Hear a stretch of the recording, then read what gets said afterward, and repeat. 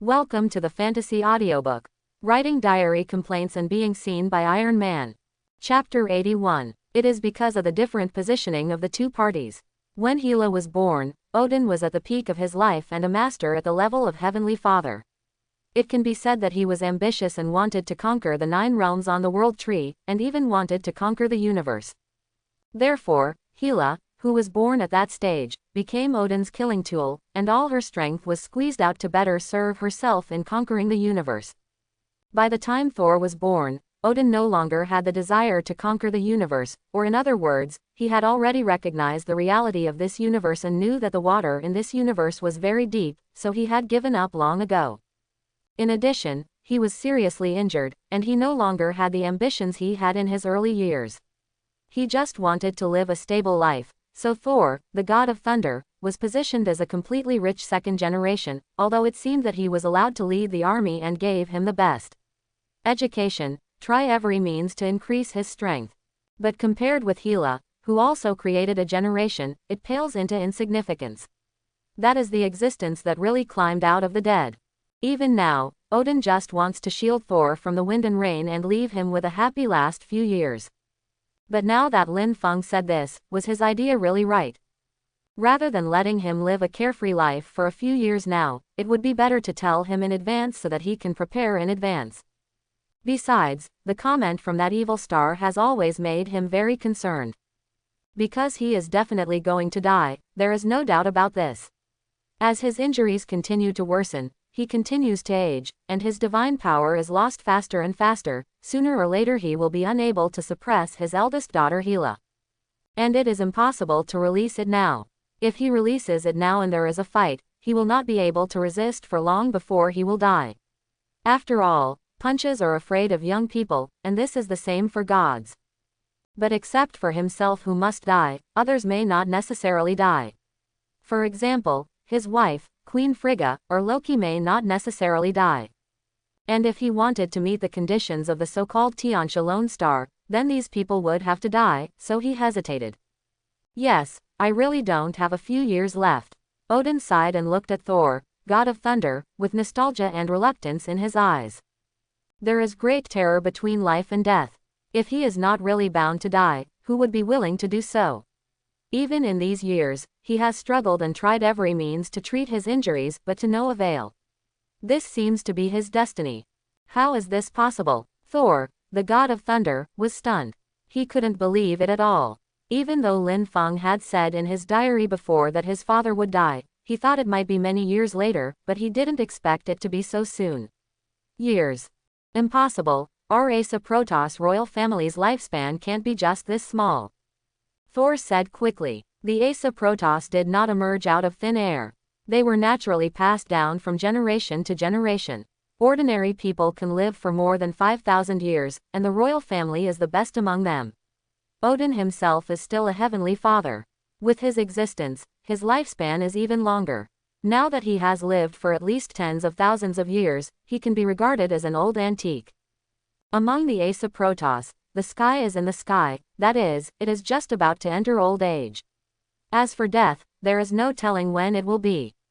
The royal family of the Asa clan can live for at least more than 100,000 years, so he never thought that his parents would really leave him. So when he saw Lin Feng's diary for the first time, he was so angry that he felt angry. In his opinion, this was not a prophecy, but a curse. If Odin could only live for a few more years, it would be basically the same as the late emperor who collapsed halfway through his business. But this is reality. You also saw in the diary video how I expelled and sealed your sister. In fact, that battle was more tragic than what was shown in the video, and I had been injured before, so until now, it's just a matter of holding on. Odin sighed. No one's ambitions arise for no reason. His ambitions are based on his heavenly father level strength, plus his daughter is heavenly father level, as well as the strength Asgard has accumulated over the years. In the same way, no one's ambition disappears for no reason. He gave up because in the process of unifying the 9 realms, he saw how terrifying this universe is. It is unfathomable just on the earth. The Supreme Mage Ancient One is just a big boss on the surface. In fact, it is much more than that. It is also the same in the entire universe, and some can even hurt him.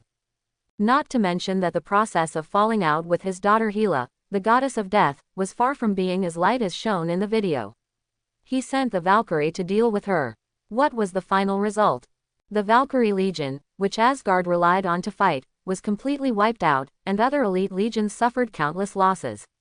Asgard now, although more than 1,000 years have passed, is still just an empty frame. Just because ordinary Asgardians can live up to 5,000 years old, their reproductive ability is also linked to their age and becomes very weak. For more than 1,000 years, a new generation has barely been reborn. If it were ordinary people on Earth, the population would have increased dozens of times. Hearing this, Thor, the god of thunder, was dumbfounded.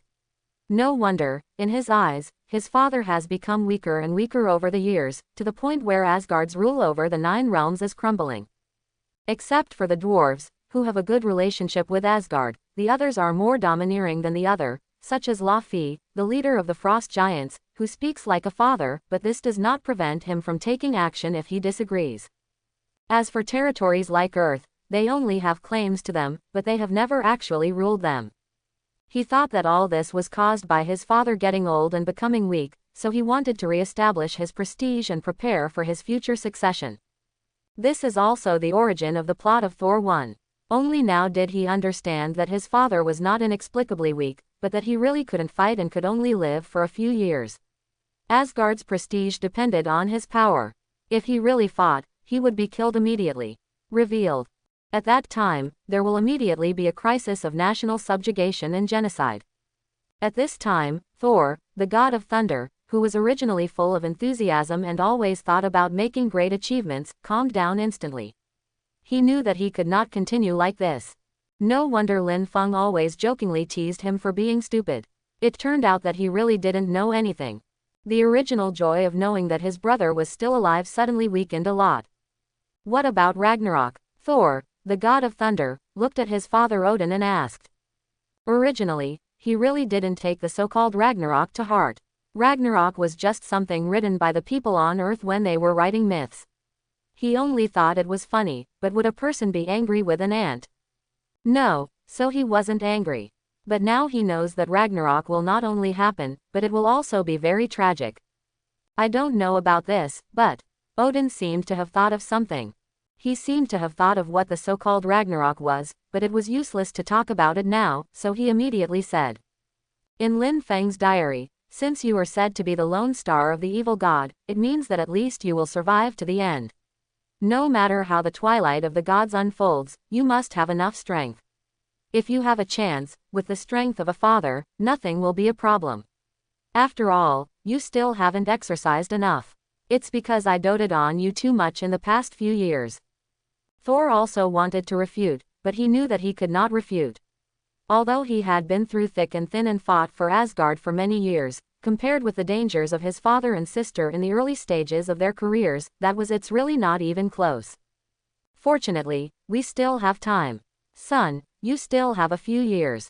I will try my best to teach you about your strength. When the time comes, I can save as many people as possible, especially your mother. Take good care of it for me. Odin sighed and said lovingly. Listening to Odin's words, which were almost like his last words, Thor, the god of thunder, couldn't help but his eyes were red. He began to regret why he didn't practice well before, why he became complacent so early, and ended up unable to save anything. I will definitely do it, not only for my mother, but also for Loki. I won't let anything happen to him. Thor, the god of thunder, promised quickly. But I'm afraid I can't do it. I don't have that much potential. Thinking of how powerful his father and sister are, Thor really has no confidence that he can reach that level. You can do it, but you still don't understand where the core of your power is. So let me ask you, what kind of god are you? Are you the god of thunder? Or the god of hammers? Odin gave guidance in advance. Of course I am the god of thunder. Thor said immediately, but he immediately lacked confidence because he understood what his father meant. He relied too much on Thor's hammer. This thing even belonged to his sister. The master of one term may be one's own father. But none of them relied on Thor's hammer, but he was the only one. In the past, he relied too much on the power of Thor's hammer and relaxed his own practice. Now he finally knows where the problem lies. When can you still have the strength you have now without relying on Thor's hammer? Then you will be considered a true beginner. Odin said meaningfully. At the same time, on Earth, everyone in S.H.I.E.L.D. and Tony Stark couldn't help but look at each other, a little bit confused. After a while, Hawkeye Barton said, "We just said before that maybe we will wait our whole lives. It won't be Ragnarok, but now it seems that it may be just a few years later. Odin will die in a few years, and then Ragnarok will happen and Asgard will be completely annihilated." Everyone said nothing, but they were also very shocked, especially for Nick Fury and Tony Stark. They were very afraid of the Asa Protoss before. Although the scene of Loki leading the army to invade the Earth was short, it is deeply imprinted in their hearts. But now they are fine.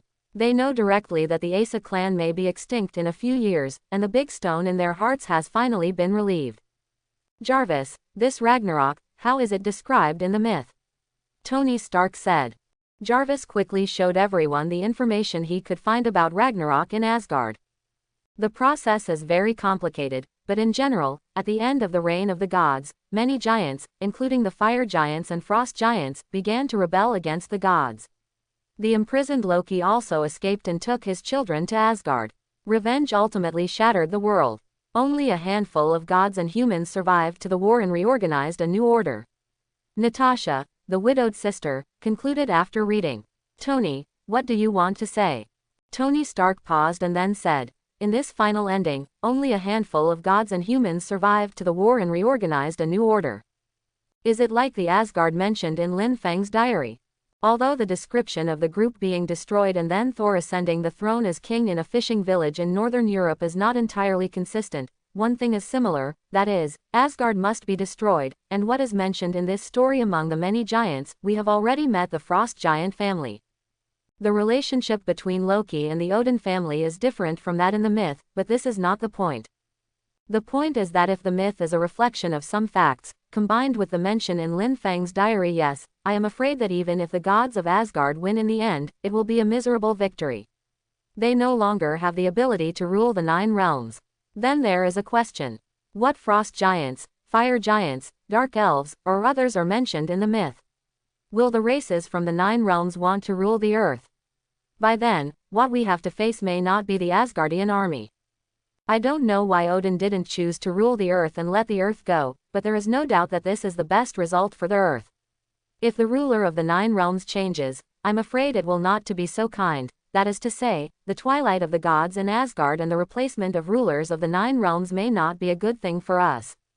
Tony Stark finished everything he analyzed, and everyone gasped when they heard the words. Before, they almost regarded Asgard as a potential enemy, but if they change their ruler, the rule might be much more brutal than Asgard's. Although I don't know the specific reason, Odin is satisfied with the current scope and pattern of rule.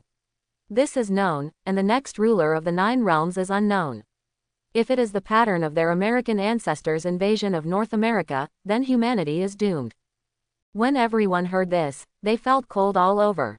If this was really the case, the earth would really be in danger. If this is really the case, we can only fight to the death. Hawkeye Barton said in a self-defeating tone. These words seemed to express determination, but they were not a kind of determination. Because they have no other choice. If one day comes, they will probably have no choice but to die in battle. They are all arrogant people, and they cannot surrender and lead the way for the alien prince. But now they understand that before, they were always looking forward to how Asgard would decline so that they could have a way to survive. But now thinking about it, Asgard maintaining its current state may be the best thing for them. Good choice. But now Asgard can no longer maintain its current status and can no longer serve as their de facto protective umbrella. Odin will die in a few years, and the so-called Ragnarok, although I don't know how long it will be, it always feels like it won't be long before Odin's death. So in fact, it means that the chaos in the 9 realms has only happened in the past few years, and the pressure on everyone's hearts has become heavier and heavier. Especially since they know too little now, even if they want to prepare in advance, what's the use? Do they know where Asgard is? Do they still know where the frost giants and fire giants are? Even if you know it, you can't eradicate it. If you can't save the earth, you have to give it to others first. At present, people still don't know how deep the water on the earth is. In their eyes, the Earth is really in danger. A group of little skinny monkeys haven't flown out of the universe yet, but there are already a lot of terrifying enemies from known powerful aliens and dimensional lords. This world really has a bleak future. However, Asgard's attention is nothing. Anyway, Odin doesn't have a few years to live, and Loki is doing trouble every day. Even if he is alive, he still has to find a way to wipe his son's ass and solve various problems. Tisk tisk, this is only the first phase of the Marvel Universe. When the second phase starts, it will be a chaotic dance of demons.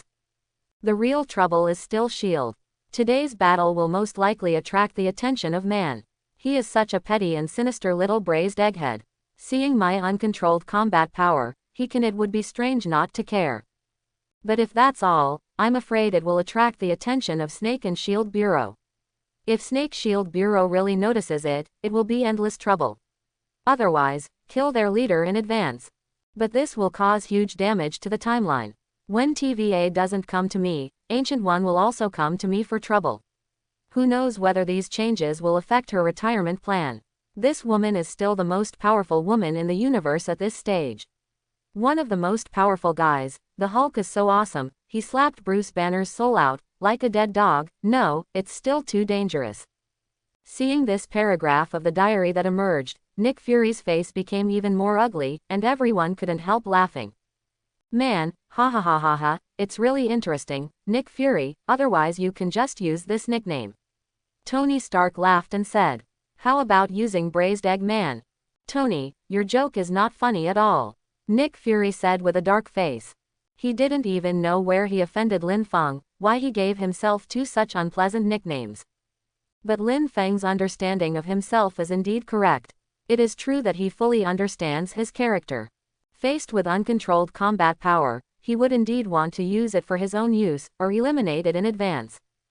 It is absolutely impossible to let it go. It has even reached the point of mild persecution paranoia. But then what he wrote completely caught his attention. He still knew very well who the Hulk was. The current assessment of the Hulk in S.H.I.E.L.D. was that he was still a beast from the beginning. To put it simply, he was very powerful. A bit outrageous. Basically all the weapons currently known to mankind have been tried. After all, he was hunted down by the regular American army before. Except for the outrageous weapons with a large destructive range, ordinary weapons have basically been used. Pass. The last thing you can say about the US military during this period is that you can call it bad, but you can't say how good it is, especially since those who hunt down the Hulk are still the best of the best. However, basically being hung up and hammered by the Hulk was of no use. The more he beat him, the angrier he became. The angrier he became, the more irritable he became. The more irritable he became, the stronger his destructive power was. He was such an unsolvable existence. He didn't know whether it could be dealt with nuclear bombs, and no one could afford the consequences of releasing a nuclear bomb. Although various countries had developed tactical nuclear weapons, no one had actually used them. This was a Pandora's monster. Once the box is opened, there is no way to close it. However, when such a person faced the Supreme Mage Ancient One, he was slapped out of Bruce Banner's soul. What kind of scene it was almost unimaginable. But there is no doubt that it must be very terrible. This method of breaking out the soul must be a magical method, which is unimaginable for them on the scientific side. But this also explains why Lin Feng, who now has such strength and a body that is almost invulnerable to gunfire, is still so afraid of Ji Yi. If it were him, he would also be afraid. He didn't even need to say anything. Just hearing the description gave him goosebumps. Everyone else had similar views. Tony Stark thought for a while and said, "What exactly is this TVA? Why does it interfere? Is there really someone who can maintain this entire timeline?" This statement was enough to make everyone gasp. Every time Lin Feng mentioned his fear of TVA, they unconsciously became extremely fearful of the existence of an organization like TVA. But what is this Serpentis shield? How does it sound so similar to our shield? Hill asked. Why do I feel that Lin Feng is also afraid of being noticed by the Snake and Shield Bureau? Yes, this Snake Shield Bureau. Why does it feel like some kind of nickname? Otherwise, why wouldn't we have heard of it at all? Natasha, the widowed sister, made a judgment and said. Nick Fury and others nodded. Indeed, With the huge power of Shield in the other world, there is no way to hide it from them. Well, there are a few, also have some. There are also many. Another organization that I have never heard of has popped up. Now I feel that we are really a frog in the well. We don't know anything, but we think we know everything.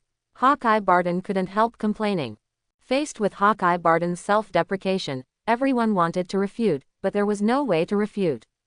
I see here that although Lin Feng is afraid of the Snake Shield Bureau, he is not afraid of the Ancient One, Odin of Asgard, or Dormammu, but is similar to the fear of Kingpin.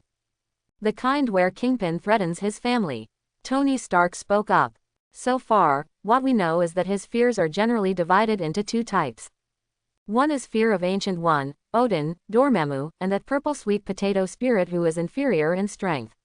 The second type is the one who is afraid of Kingpin, who will bring a lot of trouble to his family. Nick Fury, you are also among the second type of people he is afraid of, but he probably thinks you are not a black-hearted person, so I didn't expect to kill you, and now the Snake Shield Bureau is also in this second situation. Nick Fury touched his bald head and felt a little palpitated. Indeed, Lin Feng had mentioned this matter, but he didn't take it to heart at the time.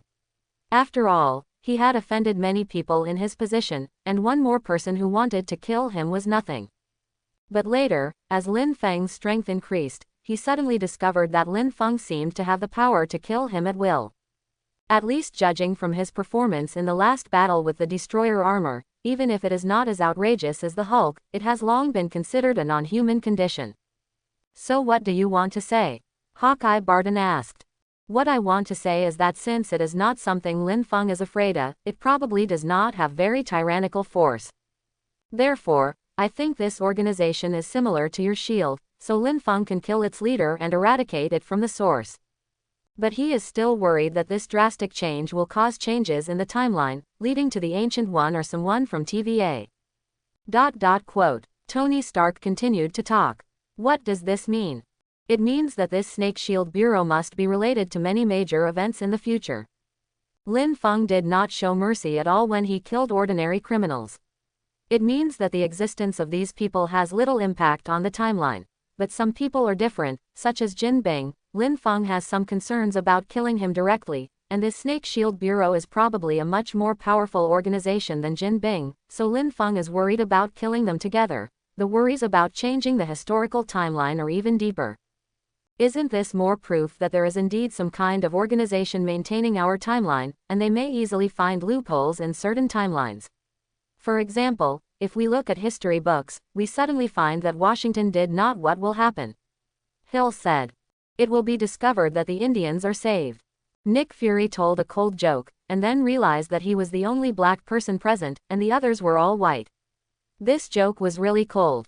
However, Hill's words also made everyone understand that if there is such an organization, then they may be looking from the downstream of the timeline upwards. Everything that happens upstream will be recorded, and it is different from being recorded. The place is probably the place where history made mistakes. For example, if they were asked to establish such an organization now, what would be the consequences if they discovered that Washington was missing? Maybe the United States has also disappeared, so they will definitely correct this history as soon as possible, if they have the ability. After all, they are all my ancestors. If they are gone, their existence will also disappear with them. If you judge others by yourself, you will know how terrible this organization that guarantees time is. Lin Feng couldn't help but be afraid. But the strange thing is the connection between the two. Why is it that when S.H.I.E.L.D. notices it, Snake Shield also notices it? Is there really such an organization in the darkness that is no less powerful than us? The widowed sister Natasha said, a little puzzled. Although it's hard to believe, if our assumption is that Lin Feng didn't lie about this matter, then I'm afraid such an organization really does exist. Nick Fury said, feeling a little surprised. There is such a powerful organization. If S.H.I.E.L.D. can notice it, it means that S.H.I.E.L.D. has also noticed it. And such a huge organization must exist for a long time. All kinds of manpower, material resources, and relationships are not short-term, can be organized within. And in all the cases they have dealt with all over the world for so many years, they have not found any clues.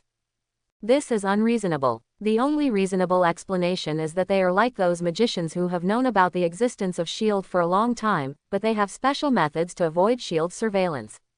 This situation is tantamount to S.H.I.E.L.D. being on the surface, and they are secretly doing it. In this situation, if Snake S.H.I.E.L.D. wants to attack S.H.I.E.L.D., they will have almost no power to fight back. A person who attacks in secret is the most terrifying thing. No matter which one, we have to be careful about this Snake and S.H.I.E.L.D. Bureau, and we don't know the enemy or ourselves, so we don't know what the position of this Snake S.H.I.E.L.D. Bureau is, Nick Fury said. This Snake S.H.I.E.L.D. must not be a good person, Tony Stark said. The reason is very simple. Lin Feng is very obviously worried about this Snake S.H.I.E.L.D. Bureau, but the strength of this Snake S.H.I.E.L.D. Bureau is obviously not enough to be taken into consideration in his eyes. However, he is so afraid of this Snake S.H.I.E.L.D. Bureau. There is only one possibility, that is, it may hurt his family. Although Lin Feng is from another universe, he is not a ruthless person. He seems to have recognized this relationship. So from this perspective, in Lin Feng's eyes, this Snake and S.H.I.E.L.D. might attack his family. How could he be a good person? If Lin Feng wasn't afraid of causing drastic changes to the timeline, he would have personally produced the leader of the Snake S.H.I.E.L.D. Bureau. This means that Lin Feng knows their origins, their strength, and their style of doing things, but it's just not convenient for him to do it. Quote. Everyone nodded. It was indeed true. They had discussed it before. In fact, from Lin Feng's attitude towards all forces, we could probably judge whether it was a lawful, kind, and just camp, or an evil, chaotic, and disorderly camp. One guess is accurate, and one guess is silent. Do you think it's possible that this force has already penetrated into our bureau? Hawkeye Barton suddenly said with a whim. Otherwise, after so many years, we haven't found any clues. They are not like the mages. They have all kinds of magical methods. They seem to be the same as us. So how do they do it without leaving any trace? What is creepy? This is creepy. What Hawkeye Barton said unintentionally made everyone's hair stand on end in an instant. Is this possible? Yes, and it is very possible. I think that the establishment of Snake S.H.I.E.L.D. Bureau may be older than ours. If it is an organization that was just established in the past 20 or 30 years, it is impossible for us to not know about it at all. Nick Fury said. Jarvis, from now on, search all the information on the internet related to Snake S.H.I.E.L.D., even if it is rumors, or ordinary people's chats. If there is any news, notify me immediately. Tony Stark said. Okay, sir, Jarvis replied. If we take into account that there are undercover agents of Snake and S.H.I.E.L.D. in our organization, then we can't make too much fanfare when looking for Snake and S.H.I.E.L.D. But judging from Lin Feng's tone, since this Snake and S.H.I.E.L.D. is so important, then it must be it is directly related to many major events in the future, that is to say, sooner or later they will come out to cause trouble, and sooner or later we will catch their pigtails. Said the widowed sister Natasha. Well, that's all we can do now. Nick Fury thought for a while, he really didn't know any other way. In the Asgard palace, Thor looked at his father and asked, Father, do you know what this TVA is? I've never heard of it, Odin said decisively. He knew very well whether it was Dormammu or Ancient One mentioned in this diary, but he had never heard of this TVA. This is the most troublesome part. If there really is such an organization that maintains the so-called timeline stability and makes no mistakes, is it possible for them to take care of themselves? It's hard to say because it's currently unknown what kind of strength TVA has. He thought of more terrifying possibilities, such as, was his death destined? For example, is Asgard's demise doomed? Is it destined that his son will become a lone star in the sky? If not, why could Lin Feng predict all this with such certainty? This is not impossible. Thinking of this, Odin's face remained calm, and he became nervous in his heart. Could it be that everything he did as a god king was arranged by others? That's too miserable. Lin Feng suddenly felt horrified when he thought of Ji Yuyi's methods, because he is still not completely sure whether this is the movie world, the comic book world, or the comprehensive world of movies and comics. Comprehensive American comics. The Ancient One in the movie is already very powerful, but in fact it only shows the tip of the iceberg of the Ancient One's strength. The Ancient One in the comics is even more outrageous. He can be called the king of prostitution monsters. A vivid interpretation of what it means to borrow the magic power based on my ability. Why should I return it? To be honest, Lin Feng doesn't want to affect the development of major events in magic, because it is really outrageous. It could lead to the crisis of destruction of the universe at every turn, similar to the invasion of Dormammu, but that is all trivial in the face of the major events caused by Doctor Strange. What are the big events on the technology side? The Avengers. Alien invasion. Hydra surfaces. That's nothing. Thinking of this, he couldn't help but continue writing. Not knowing magic is still a huge weakness after all. Should I find Kamatage and become a disciple of the Ancient One? After thinking about it, I don't want it anymore. This big guy just uses the time stone to observe the timeline. If he sees me, a heretic who is not on the original timeline, will he kill me directly? It's hard to say. After all, anyone who stops her from getting off work will not end well. A person who has worked for hundreds of years may have more resentment than the evil sword immortal. Moreover, magic in the Marvel Universe is not easy to learn. All magic power must be repaid. Whatever you use during your lifetime, you will have to repay it after your death. You must work hard to protect the peace of the universe while you are alive. After your death, you must work for those demon gods to pay off your debts. If it were me, I can't stand it. It is impossible to work part-time, not even for a day. But we can also learn from Ji Yi. Why should I return the magic power I borrowed based on my ability? Manual Doghead, of course you have to be prepared to be chased to death by these demon gods. The total number of demon gods killed by Ji Yi over the years may not be enough to circle the solar system. Is there any creditor that Ji Yi wants to kill? If you pay back the money, we don't know, and we don't dare to ask. Anyway, there are not many people who dare to come to him to repay their debts. A dead creditor is a good creditor. Seeing that the diary continued to be updated, and everyone was a bit teasing, Lin Feng was in a good mood today, and it was hard to write more. But then they saw the content and gasped. The content and amount of information here is simply explosive. Kamatage. So the place where the mages are located is called Kamatage. Tony Stark narrowed his eyes and said immediately, "Jarvis, search the internet immediately. Is there any information related to Kamatage?" A moment later, Jarvis had already given the answer. Under the Himalayas in South Asia, there is a local legend that mentions the word Kamatage.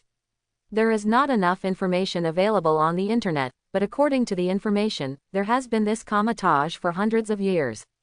News, locals believe it is the abode of gods. Jarvis replied. It's right, and it has magic power, so the locals think it's a god. And since the place is near the Himalayas, there should be a large number of Chinese people active. So in the previous video, the Asian man's name was Wang, which is correct. Yes, and the style of their clothing is also like the style of the ascetics in South Asia. Even the name Ji Yi looks like a Chinese name. Tony Stark clapped his hands, and many of the previous ones the information is also correct. This Kamatage is a magical organization from Southeast Asia and South Asia. It should be filled with a large number of South Asians and Chinese people, Now it is diversified, including black people and white people. In general, this can explain a previous problem, which is why they have never heard of such a magician organization before. In addition to the fact that these magicians themselves are so elusive, it is also because their location is too remote. As far as South Asia, the area at the junction of Southeast Asia and China is indeed very closed and backward. It is even considered by some to be the happiest place in the world. Ordinary people may have very little access to the internet, making it one of the poorest areas on the planet. They possess extraordinary abilities and live in such a remote place, so no one knows of their existence all year round. SHIELD is distributed all over the world, but it is basically linked to the economy. Basically, the more economically developed countries are, the more people they have in the region, while in remote areas with underdeveloped economies, they basically don't even have many people. At the junction of various regions where Kamatage is located, it is basically a no-care zone, and there is nothing to monitor there. But who would have thought that there would be a prehistoric giant crocodile lurking there? And those mages have such means as teleportation gates. Even if they live in the mountains, they will be back in the city the next second. Therefore, living in remote places actually helps them practice away from ordinary people. But knowing it was useless. They didn't dare to contact him, and they were even more afraid of affecting the plot. To be precise, it was Lin Feng's attitude that affected their attitude. Lin Feng's fear of changing the timeline also deeply affected them. But then their eyes fell on the time stone observation timeline. The case has been solved. No wonder Lin Feng is so afraid of standing out. It seems that if he does something, it will trigger a blow from Ancient One. So it turns out that this is the case. The time gem can actually observe the timeline. This is too scary. Hawkeye Barton said in shock. At this time, everyone nodded, and they finally understood why Lin Feng always said that he was afraid of Ji Yuyi's interference. It was obvious that Ji Yuyi did have the ability to interfere, and he still had a way to find out. Because people can look at the timeline at any time, no matter what happens, they will know clearly who is not on the original Destiny track. This time stone, this magical means. Tony Stark had to admit that the scientific side was still too far behind in this aspect, too young. But Ji Yuyi alone can't monitor the entire universe or the whole world. After all, her brain is still a human being. It can't be turned into a supercomputer. It's impossible to monitor everyone. So Lin Feng thought in the diary that as long as staying away from that Doctor Strange Stephen Strange, he can go unnoticed by the Ancient One. I think that's how it should be. Everyone nodded and agreed with this judgment. They were all frightened by the fact that the Ancient One Master could observe the future timeline through the time gem. But they thought again, even if you can monitor the future timeline, you can't monitor everyone, there must be some focus. As we speculated before, Lin Feng's original universe may have a higher dimension and be able to see the so-called Marvel Universe and DC Universe, but they cannot be familiar with everyone, and at most they can only by knowing some people who are called protagonists or supporting roles by Lin Feng can they be monitored, and they cannot pay attention to everyone else. Nick Fury immediately added, he was very confident about this, because he had sent among the people who went to Lin Feng's company, only Sharon Carter and the widowed sister Natasha were recognized by Lin Feng, while the others were completely unrecognized. This shows that Lin Feng's so-called omniscience does not really know everything. By the same token, even the universe where Lin Feng, who has a higher dimension, cannot monitor everyone, so Ji Yuyi has no reason to do that. Even if he has the ability, there is no need. For example, when humans observe an ant nest, the focus is of course to focus on the queen. Does it mean that a camera must be arranged to follow the direction of each ant? This is ridiculous. Hearing this, several of them breathed a sigh of relief, and the terrible sense of oppression also dissipated a lot. At least as long as they didn't provoke Doctor Strange Stephen Strange, they shouldn't cause the Ancient One to suppress them. Lin Feng also mentioned many times in her diary that Ji Yuyi wanted to find a successor and then get off work. She had been working for hundreds of years without a break. If it were them, they would be full of resentment. Anyone who might stop her from getting off work will die, which is terrible. But why is magic so unsafe? I thought the magic power to perform magic came from some kind of power of heaven and earth, but I didn't expect that it actually came from many demons. Hill said. Yes, human beings are just mortal creatures after all. How can they possibly exert such bizarre powers? Why do these demon gods seem to have uneasy intentions when they lend their power to magicians, said the widowed sister Natasha. Everyone nodded. This story template was too similar to the legendary devil how to induce ordinary people to sign certain contracts and then tamper with the contracts. In order to get something from the devil, they have to sacrifice their souls. This is terrible. It sounds very miserable to protect the earth during life, but after death you have to work for the demon gods you fought against in life to pay off debts. At this time, they suddenly felt a little sympathy for those magicians, and they didn't seem to be so enviable anymore. Only Tony Stark sounds a little wrong. Why does this sound so like a template for capitalists to exploit the working people? Ordinary people work hard to produce products for capitalists, earn a meager salary, and then buy the products produced by capitalists. Finally, a closed loop is completed. After working all their lives, many people still have empty hands. Where's the money? The money was exploited by the capitalists. But he didn't say much, because he noticed what Lin Feng mentioned later, Ji Yuyi's model, why should I return the magic power I borrowed based on my ability? This old man's style almost made everyone disappointed, and the image of a worldly master in their hearts was instantly destroyed. So what the black magician said before that Ancient One also absorbed the energy of the dark dimension is probably what Lin Feng said about the magician asking those demon gods to borrow power. He thought that Ancient One might be eroded by the dark power, maybe because of if you borrow too much, you will become the minions of Dormammu, the Lord of the Dark Dimension. But he probably didn't expect that Ji Yuyi had no intention of paying it back. Lin Feng's description. I borrowed it based on my ability. Why? It's really so appropriate. The widowed sister Natasha didn't know what words to use to describe this situation for a while. There was no doubt that it was outrageous, and it directly made the ancient first worldly master image collapsed. But it was surprisingly fun. If Ancient One later relied on absorbing the energy of the dark dimension to keep her body incorruptible and gain powerful strength, then whose power did she absorb before? When those magicians practiced magic, whose power did they absorb? Nick Fury raised his doubts.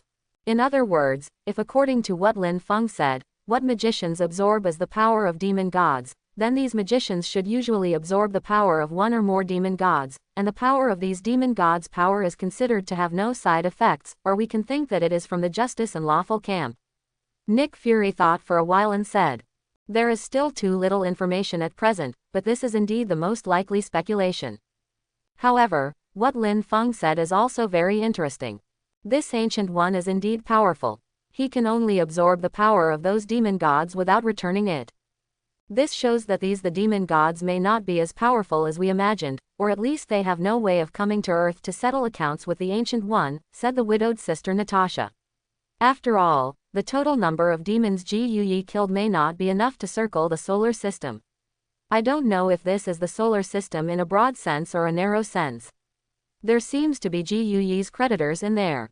Lin Feng wrote very jokingly in his diary, as if all this happened easily.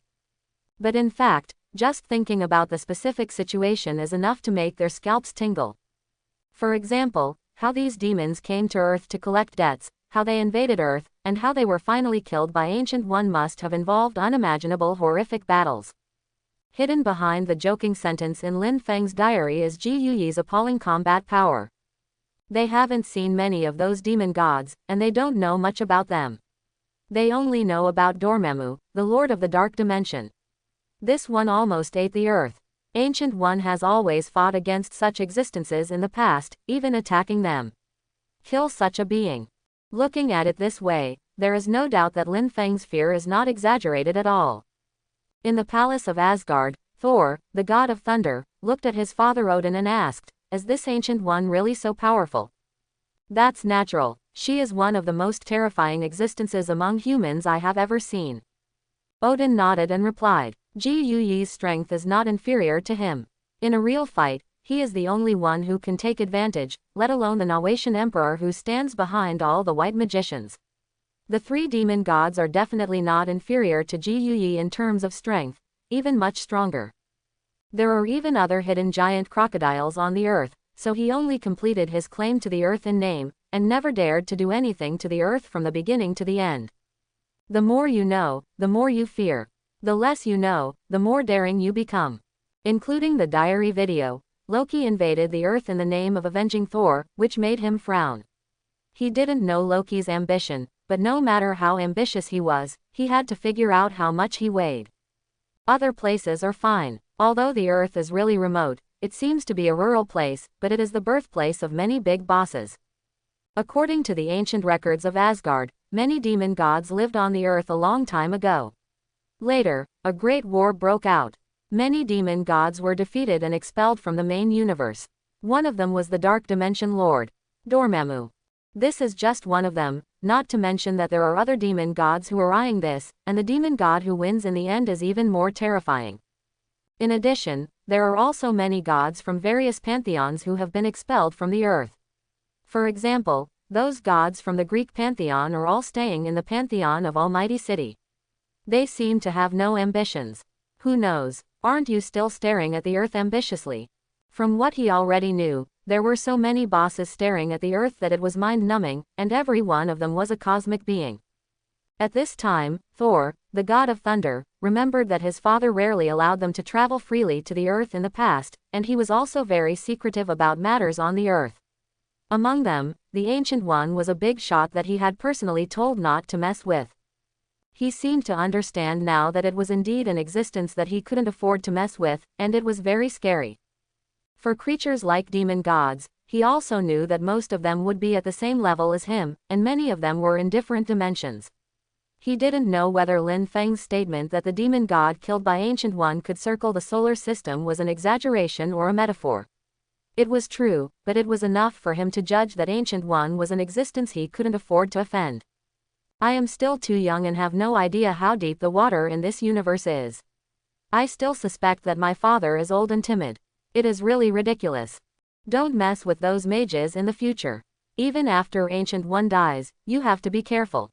Do you understand? Odin said. The mages of Kamatage are definitely not simple. It's not just that Ji Yuyi is the only one on the surface. There are some things you just need to understand. I remember, Thor said very seriously. Speaking of which, it seems that many people have held the position of Supreme Master. Apart from the normal version of Doctor Strange, Stephen Strange, the most interesting one is probably Tony Stark's version of Supreme Master. Maybe Tony Stark himself never thought that in addition to becoming Iron Man, he also had a talent for magic and had a very small chance of becoming the Sorcerer Supreme Tony Stark. And Captain America seems to have become the Sorcerer Supreme for a while because his soul shared a body with the soul of Doctor Strange Stephen Strange. Loki also served as the Supreme Mage. Can you believe it? Manual Dog Head. This Supreme Mage has almost become a special position for villains to wash their hands, which is outrageous. Tony Stark was stunned for a moment when he saw that he was mentioned. He didn't expect it to be like this. It turns out that in certain timelines, I actually have the possibility of becoming the Supreme Mage, or that I actually have a talent for magic in addition to scientific research. And it is also the top talent that can become the Supreme Mage. After the initial shock, Tony Stark couldn't help but nodded. There's nothing wrong with it. A super invincible genius like me has unimaginable talents in all aspects. Is it reasonable? Very reasonable. I am indeed a super genius. The narcissism in Tony Stark's heart has reached another level. This is Lin Feng's officially certified talent. Tony, do you want to find a way to learn magic? Nick Fury knew from the look on Tony Stark's face that he was becoming narcissistic again. Tony Stark paused and said, if necessary, it's not impossible. Although he was also shocked by what Lin Feng said in his diary, if he learns magic and uses the magic power of those demons, he will have to work for them after death and become a tool man, which will end badly. But if you really have no choice but to encounter a strong enemy that cannot be dealt with, this is also a solution. At worst, just learn from Ji Yuyi. Why should you return the magic power you borrowed based on your ability? You have the ability to come to Earth and bite me. Unknowingly, Tony Stark was also influenced by Lin Feng and had this idea of having love for free. Thor and Odin, on the other hand, just thought it was ridiculous that Loki could actually become the Sorcerer Supreme in some timelines. What could be more outrageous than this? They even had a feeling that a dog could take the position of Supreme Mage. But fortunately, it's only been a few years, and Ji Yuyi should indeed be dead. Just say that with such expensive special effects fees every time you appear, it's hard not to die. After all, as we all know, the Ancient One, the Sorcerer Supreme, died from the expensive special effects, and Tony Stark died from the expensive pay. Manual Dog Head. Everyone was confused. What does it mean? What does it mean that the special effects of the death of the Supreme Mage Ancient One are expensive? And what Tony Stark finds even more ridiculous is, why did he die because of the high pay? Although if those big Hollywood companies want to hire him to make movies, the salary will definitely be very expensive.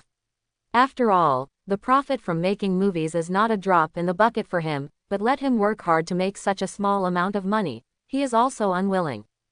But it's a bit outrageous to die just because your salary is expensive. Could this cause of death be any more outrageous? Why did Lin Feng start talking nonsense? This special effects fee is not enough even if Ji Yuyi is not dead. Manual Dog Head. Along with the appearance of a title, everyone saw a video appear. They all clicked in. In a dark ancient courtyard, a group of people wearing South Asian-style training uniforms walked in. Everyone took a closer look and found that these people looked very familiar. Suddenly, they realized, weren't they the followers of the dark-dimensional Lord Dormammu from the previous Doctor Strange video? The screen switched, and a mage was seen locking one of the books, and then he was surrounded by these people. He was instantly lifted up by the magic whip, and his head was cut off immediately. Then the chained book was taken down. The leader was Cassius. He read the part in the magic book about how to sacrifice to the dark dimension Lord Dormammu, tore it off, and then discarded the remaining parts like worn shoes. But when he was about to leave, he saw someone next to him speaking. Master Cassius, that ritual will only harm you. Upon hearing this, Cassius almost immediately prepared to cast a spell to escape. He knew very well that he could not be the opponent of the Supreme Mage Ancient One. Then a scene that shocked everyone happened. Just by opening the door, they were in an ancient South Asian courtyard, and they were immediately transformed into the metropolis of New York. Teleportation formation. Everyone immediately had this concept in their minds, and at the same time they couldn't help but feel a little envious. No matter how many times they saw it, they still thought it was too convenient. But they were only halfway through their escape when they suddenly found that the space in front of them was shattering piece by piece, and they had entered the mirror space of the Supreme Mage Ancient One. Immediately afterwards, an even more magical scene happened. With the casting of the spell by the Supreme Mage Ancient One, the whole city started to rotate like rotating building blocks. The ground becomes walls, and walls become flat ground. Hypocrite! Cassius roared, and both parties jumped on the wall of the house. With the casting of Ancient One's spell, the walls of the house seemed to be waved layer by layer, sweeping towards Cassius and other Dormammu believers. And these mages also attacked him one after another, and then deliberately showed their terrifying strength. Their battle was carried out on the wall. Those villain mages would almost be swallowed up by the rotating house if they were accidentally knocked down and die. The whole action is crisp, simple and direct. Even though the opponent had a large number of people, they were still no match for the ancient mage. He almost wiped out all the mages with just a flip of the wall. At the critical moment, Cassius quickly used the hanging ring to create an exit, and he and his followers quickly escaped from this exit. This saved him from the fate of being killed. Facing Cassius and others who could no longer catch up, the ancient mage did not continue to pursue them. Instead, she formed a teleportation array and left, regardless of the corpses on the ground she had killed in the mirror space. Then everyone saw her walking on the road wearing a modified monk's robe. After taking off her hood, she revealed a bald head. The scene ended here. It was just a very brief battle scene, but everyone had an astonishing feeling. The battle between mages made them feel so magical. So in that mysterious space, the building flipped over and there was no one inside. I think it might be a kind of magic, Hill said. This is a good explanation why for so many years, our surveillance systems have spread all over the world, but we have never found traces of these mages. This is not what we thought before, that they can use time spells to repair previous battles. The fluctuation caused is our misunderstanding. Nick Fury nodded and continued. What we thought before was that every mage can cast time spells, but now we know that there is something wrong with our previous inference. Only the owner of the time gem, that is, the Supreme Mage, can cast time spells. I think maybe the time stone should only be owned by a leader among mages like the Supreme Mage. The current Supreme Mage is the Ancient One, so Lin Feng said that she uses the time stone to observe the future. But the future Supreme Master should be Dr. Strange, Stephen Strange, at least for a period of time, so during that period of time, he held the time stone. I don't know what happened later. The time stone may have been lost, or it immediately broke, so Dr. Strange, Stephen Strange, no longer had the time stone to use, so when he helped Peter Parker, he needed to use that dangerous spell. Quote, so the way they, including the mages who follow Dormammu, can avoid being monitored by the secular government, should be that space. It should be some kind of universal spell, where they can easily reverse buildings and change the terrain of the battlefield as not even perceived by ordinary people. Even if there are some corpses inside that have not been processed, it doesn't matter. From a scientific point of view, it may be some other dimension, plane, or parallel space. Nick Fury was a little unsure. Said the inference. It's amazing. Shouldn't a mage be the one riding a broom and shouting Avada to eat a big melon? Tony Stark complained. This is nothing like the battle I imagined. I thought it would be an Expelliarmus, followed by the 3 unforgivable curses. Upon hearing this, the widowed sister Natasha glanced at Tony Stark, and then said, Tony, if you were born in the world of wizards, when Voldemort saw you, he would give you a cigarette and call you Big Brother. Tony Stark shrugged, but everyone couldn't help laughing. But you have to admit that this scene is really cool. Even I have to admit that it is a little cooler than my armor. Just a little bit. No wonder Lin Feng said that the special effects are expensive. If this is done, movies and special effects are indeed not cheap, and every second of money is burning. Tony Stark continued. Of course, it's just small money to me. If necessary, I can support her in every battle. Isn't it just a waste of money? It's a joke. Facing Tony Stark's heroic speech, everyone couldn't help but want to roll their eyes, evil capitalist. But even so, I still feel that Ji Yuyi's strength is far from as terrifying as what Lin Feng mentioned in his diary, and I don't understand what he is afraid of. She can certainly defeat all these mages by herself. It seems very strong, but it is still not enough. In my imagination, the Heavenly Father level existence should be able to catch them all with one hand, but now those mages seem to be very mentally retarded, they just know escape. The only counterattack seems to be delaying time to prepare for more people to escape, and Ancient One did not show that kind of scary fighting power. Tony Stark continued. Did Lin Feng have a misunderstanding? Or was he not clear at all? The performance of those mages can actually be explained, because they are not the opponents of Ancient One at all, so they dare not compete with them. Just like the same army, their performance may be very different when fleeing and fighting. No, once you escape, you may not perform as well as a pig. Nick Fury said. And we can't underestimate these people. Didn't we just go through it today? It looked like this in the diary video. Even the destroyer armor, which was destroyed by Thor in 3 strikes and 5 divided by 2, would have been beaten in our place. I think everyone should know how difficult it is. When Tony Stark heard this, he immediately remembered the incident where his armor was almost exploded today. The seemingly ordinary destroyer armor, judging from the performance in the diary video, although it is strong, it can still be dealt with. Understand? As a result, he personally took action and was hung up and beaten after just a few moves. If Lin Feng hadn't come out to hold the opponent back, it would have been difficult for them to escape. From this point of view, these mages seemed to be nothing on the surface, but in fact they were really fighting. It's hard to tell how strong it is. Even last time, Odin, who was classified as the Father of Heaven by Lin Feng, and Hela, the Goddess of Death, did not seem to show the level we imagined. Only Dormammu showed his terror, but since Lin Feng is so, there must be a reason for the division.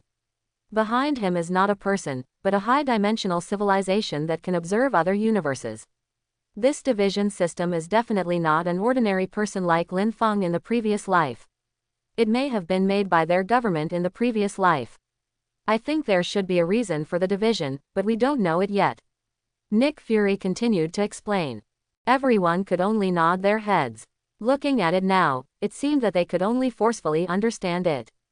Also, everyone, don't forget that Ancient One has the time gem and can observe the timeline at any time. Lin Feng is afraid of being noticed by Ancient One even if she does something a little out of line. This shows how capable she is, and now this Cassius brought a group of people to kill people and seize treasures. Do you think Ji Yuyi saw it or not? Natasha, the widowed sister, asked. Nada, what do you mean? Hawkeye Barton was stunned for a moment and asked. I mean, is this also part of the plan? The widowed sister Natasha said. What is currently known from Lin Feng's diary is that Ji Yuyi is in a hurry to get off work, and this way of getting off work may end with death. She must be physically and mentally exhausted. Since she has the time stone, being able to observe the future, could she see the subsequent breach of the temple and the invasion of Dormammu? I think it is possible, and I think that part of the book that Cassius captured, that is, what is the ritual that Ji Yu said? I think it is probably a summoning or some kind of ritual for Dormammu to come, or a ritual to contact Dormammu. I think this is related. The most obvious one is the bags under Cassius's eyes. When Dormammu invaded, their bags under their eyes were abnormally black. I think it may have been caused by the invasion of dark dimensional energy. And he was in the It's Not in the video yet, so I tend to believe that he got away to contact Dormammu after that, said the widowed sister Natasha. And does the Ancient One know about these? I think she should know, but this may be a necessary step to point to the future she needs, so she is concerned about Cassius killing her own people, and about Cassius escaping. They were all calm, maybe they had seen this scene countless times in the timeline. It's like watching an old movie. No matter how exciting you are when you watch it for the first time, After watching it countless times, it's hard to feel excited again, and you'll probably become numb, right? Quote. That would explain it. Maybe this is part of the plan. If not, the timeline might point in other directions that she doesn't want to see. In other words, is there any possibility of the timeline changing? Tanistake murmured to himself. From a scientific point of view, from a higher dimension, a person's birth and death occur at the same time, and there is no possibility of change. So there is no concept of timeline. Different timelines, life is different. Nick Fury said, every different choice may lead to a different ending. If there is only one outcome, then why does Lin Feng have to say that GU is trying every possible means to ensure that Doctor Strange Stephen Strange becomes Doctor Strange before she can retire? If it is a destined future, it will definitely happen, why should she work so hard? No matter what, it's really a very convenient ability. Tony Stark said with emotion. These magicians are very convenient no matter what ability they have, whether it is the portal, time reshaping, or observing the timeline, it's so convenient. Quote. If he had these abilities, in business, wouldn't it mean that he would be able to get everything he wanted? Of course, he pretty much gets everything he wants now, but it's still different. I have to say that there are such treasures and such abilities that have not come out to cause chaos, which shows that the average level of moral quality of these mages is still very good. Oh, no, it's not like they didn't come out to make trouble. If they made trouble, they wanted to sacrifice the entire earth to Dormammu. People really have no interest in that kind of indigenous game of dominating the ravines. This is the promotion brought by Broad Vision. Either you don't make trouble, or if you do make trouble, you will destroy the world at every turn. In the palace of Asgard, Thor, the god of thunder, looked at his father, and then said, Father, why do you feel that this ancient one is not as powerful as you said? You and Lin Feng are so afraid of her, is it really necessary? Quote. Odin glanced at his son and knew that he was contemptuous, and immediately said, if you really think like this, you will suffer a big loss sooner or later. Do you think there are only a few Heavenly Father-level existences in the entire universe? Wherever every Heavenly Father who can dominate a party can fall short, it is the transformation of the essence of life. No matter which path he takes, he is very strong. In other words, let me ask you, what do you think Asgard relies on to be able to shock the universe? People like you, the god of thunder, have to give you a face wherever you go. Do you think it is your strength? With your strength, can you deal with the millions and tens of millions of armies of those technological civilizations? Quote. Thor, the god of thunder, was silent. Although he was a very proud man, he was not so arrogant that he went crazy. Now he also remembered many strange things. For example, Asgard's military power seemed to be abundant. But as the commander of the Asgard army, how could he not know? Why did it seem that many of the advanced military units originally written in history books, such as Valkyries, are almost nowhere to be found, and the rest are very ordinary armies? Their combat power is indeed much greater than that of ordinary alien races, but their numbers are too small. But Asgard with such strength can miraculously stand at the top of civilizations in many universes. That's bizarre in itself, isn't it? Also, there have actually been many alien races on Earth for a long time. It is not true that no one knows about them in the universe, but no one, including us Asgard, has taken action. Have you ever thought about the reason? Din said with a sigh. This, Thor, the god of thunder, became even more silent. If Asgard can still maintain a semblance of strength, then Earth has lost even its semblance of strength. There is still some semblance of civilization now, but 1,000 or 2,000 years ago, they were basically just indigenous monkeys, so they had no deterrent effect. You have this idea because you feel that in the entire universe, you have been fighting everywhere over the years, but you have not found many opponents who can fight with you, so you think that you are already standing at the pinnacle of the universe, and you even think that Heavenly Father the level is just stronger than you. In fact, that is completely wrong. The strength system of the entire universe is not pyramid-shaped, but like the tip of a needle. There are not many masters of your level. There are not many masters of the Heavenly Father level. Not much, but each of these people can support an entire civilization, regardless of the number. Those armies that can surround you and kill you will be helpless when encountering these Heavenly Father level masters. They are not existences at the same life level. Odin continued. What you see now about Ji Yuyi's strength is just the tip of the iceberg, and it may even be the result of her letting go. If you haven't seen her resisting the devil from another dimension, you don't know how powerful she really is. Thor nodded quickly. Although he still didn't know how powerful these heavenly fathers were, Dormammu was just a reference. But he could see how afraid his old father was that he would make some kind of misjudgment. Anyway, now Odin is almost hitting him on the head with a stick to make him remember that the Heavenly Father class is not to be messed with. He even wants to make a list for him so that he can avoid it when he sees it in the future. But it is impossible for Odin to mean what he said, because if he did, his eldest son would be useless. Their lineage is to constantly refine the source of divine power in endless battles. If the heart is broken, if it doesn't work, then the whole person will be ruined. Therefore, Odin had to think carefully about what he said, and he had to remind him not to make mistakes, but at the same time, he did not want to dampen his spirit. In the flat floor of New York City, Lin Feng put away his diary and took a look at the bright lights in the city center not far away. At this stage, the city center in the United States has not reached the level it would later be. No one even dares to walk to the city center at night, and they may be touched at any time. Bought for 0 yuan. After watching it for a while, Lin Feng changed his clothes and prepared to go out to do some heroic work. The heat vision function was just developed today, why don't you try it? When everyone saw that the diary had not been updated for a while, they probably knew that today's diary was over and everyone dispersed. At the same time, in Kamatage, the time gem on Ji Yuyi's chest was emitting green light. She was observing the changes in the timeline every day with a calm expression. She has seen these timelines many times. Basically, it can be said that there are countless possibilities in the timeline, and each different choice may lead to different consequences. The reason why she clings to Stephen Strange's affairs is because in order to ensure that he can eventually become the Supreme Mage, there are too many possibilities in the future. There are even timelines in which he fell directly to death in a car accident and did not survive, or a more bizarre timeline. What she has to do now is to ensure that this happens.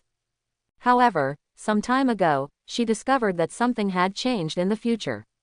When she looked at the future, it was often unclear. In the past, she could understand the cause and effect of things at a glance at the timeline, but that was no longer the case. She had already seen many possibilities from the original fully observed timeline, but now she could only vaguely see some fragments. This situation has never happened before. Ever since she obtained the Eye of Agamotto, the time stone from the previous Sorcerer Supreme, the timeline has been under her control. Her strength can increase so quickly, and she can repel and kill so many demons. Naturally, it is indispensable to observe their weaknesses in the timeline. She even knew a long time ago that she would have a disciple in the future named Stephen Strange. She has been preparing for this day, because in the future she can see, her future self will definitely die, no matter how hard she struggles or how many methods she uses, it will be the same. No one wants to die so quietly, but fate seems to have played a huge joke on her, letting her know that she will definitely die, and she has to accept this fate. But now, fate has changed. It's a little blurry again. Ji Yuyi looked at the clips on the timeline. She could no longer see the future clearly. She only felt that it was getting blurrier every day, and her control over the future was getting weaker and weaker. This future is becoming increasingly unclear. The days passed day by day, and 2008 passed without any danger, and soon it was 2009. For Lin Feng, a Chinese at heart, the year has really been completed after the Spring Festival. Lin Feng even took the time to go to China and return to New York after the New Year. He even went to the place where his family lived in his previous life, but a strange couple lived there. Lin Feng did not exist here at all. Mark of. Although Lin Feng had already expected all this, he still felt quite disappointed when he saw it with his own eyes. After all, this is not the parallel time and space of their original universe, but the Marvel Universe. Although it is generally developed according to the template of reality, with the increasing influence of superheroes and supercriminals, it has nothing to do with the real United States. In the few months since Lin Feng Investment Company opened, it has recruited some talents, but it is still exploring and cannot make much money. This made Lin Feng sigh with emotion. Sure enough, it was windfall that made people rich. Fortunately, his main investment method is to hold on to Tony Stark's thighs. With the good news about Tony Stark's new energy research and development progress, the stock price in the market is also soaring. Lin Feng just keeps buying, and his net worth in it has increased a lot compared to before. The only thing left is to invest in some unicorn companies, which have been proven to be the correct development direction in previous lives, such as cloud computing, artificial intelligence, drones, new energy, etc. Anyway, it is not your own money and it is not expensive to spend. Feeling distressed. Palladium I also transfers part of the laundered funds into his account every month, so basically there is no shortage of money. After Palladium saw Lin Feng's strength, he didn't dare to stab Lin Feng in front of him at all. He behaved honestly. And when Lin Feng lamented that the life of capitalists was so simple and boring, a group of SHIELD agents wearing thick cold-proof clothing gathered together on a glacier in the far north of Russia. With the help of huge engineering machines, a huge block of ice was cut off, and a human figure could be vaguely seen in it. Coulson, the leader of the team, was wearing thick cold-proof clothing. He saw the vague figure inside, and his lips were harder to press than the AK. It was really Captain America. In the past few months, they had followed the direction mentioned in Lin Feng's diary, combined with the recording at the time, calculated the time and distance, and roughly had the direction. However, even so, several months had passed when they finally found the person. Time. Chapter 91. Boss, he is indeed the captain. Although I can't see his specific face yet, the uniform on his body is the same as the one on the cards I played with when I was a kid. If there is no second Captain America in this world, it should be him. Coulson turning on the satellite phone, Nick Fury said. Finally found it. Nick Fury's voice came from the other end of the phone. At this time, Nick Fury was looking out the window at the SHIELD base in a warm office at the SHIELD headquarters in New York. Although Lin Feng's diary was used as a guide, it still took several months to complete the final search, because this matter could not be made public, and some forces of SHIELD could only be secretly mobilized. Because although nominally there are 5 permanent members behind SHIELD, they theoretically have the power to override any organization. But in reality, it cannot be seen this way, because the United States has always been too strong, especially in the past 30 years, and its national power has been dominated by one country. To put it bluntly, the other countries combined are not as rich as the United States. The so-called real father is the one who gives the money. Slowly, SHIELD slowly degenerated from an international organization that maintains world security into a private American organization. The US government is naturally happy, but in contrast, SHIELD's activities within the 5 permanent members of the Security Council and within their sphere of influence have been restricted. After all, they are no longer one of their own. Countries are not fools. The branches in the 5 major countries have almost been infiltrated by each country themselves. This means that the New York headquarters is still the superior organization of the branches in each country, but in fact it is no longer so easy to control the branches in each country. Countries have even set up their own units to deal with supernatural forces. The most famous one is probably China's Divine Spear Bureau, with 1 divine shield and 1 divine spear. The meaning of tit for tat is very obvious. If this were not the case, the agents from the Russian branch could be mobilized to do things without being as sneaky as they are now. But this time we are looking for Captain America, a symbol of the American free spirit. There is no guarantee that the Russian authorities will not secretly obstruct him. Due to various reasons, it was postponed until today. Captain America's return is a huge benefit. Not to mention the role of his mental indicators, Captain America's combat power is what SHIELD needs now. I don't know if Lin Feng was right. After Tony Stark said, "I am Iron Man," he clearly felt that the activity of various underground organizations has increased significantly. All kinds of powerful criminals are emerging in an endless stream, allowing SHIELD to deal with it. I got up and had a little headache. It is very important to have one more top-level combat power. Cut the whole piece of ice together and bring it back, be careful not to alert anyone. Nick Fury said.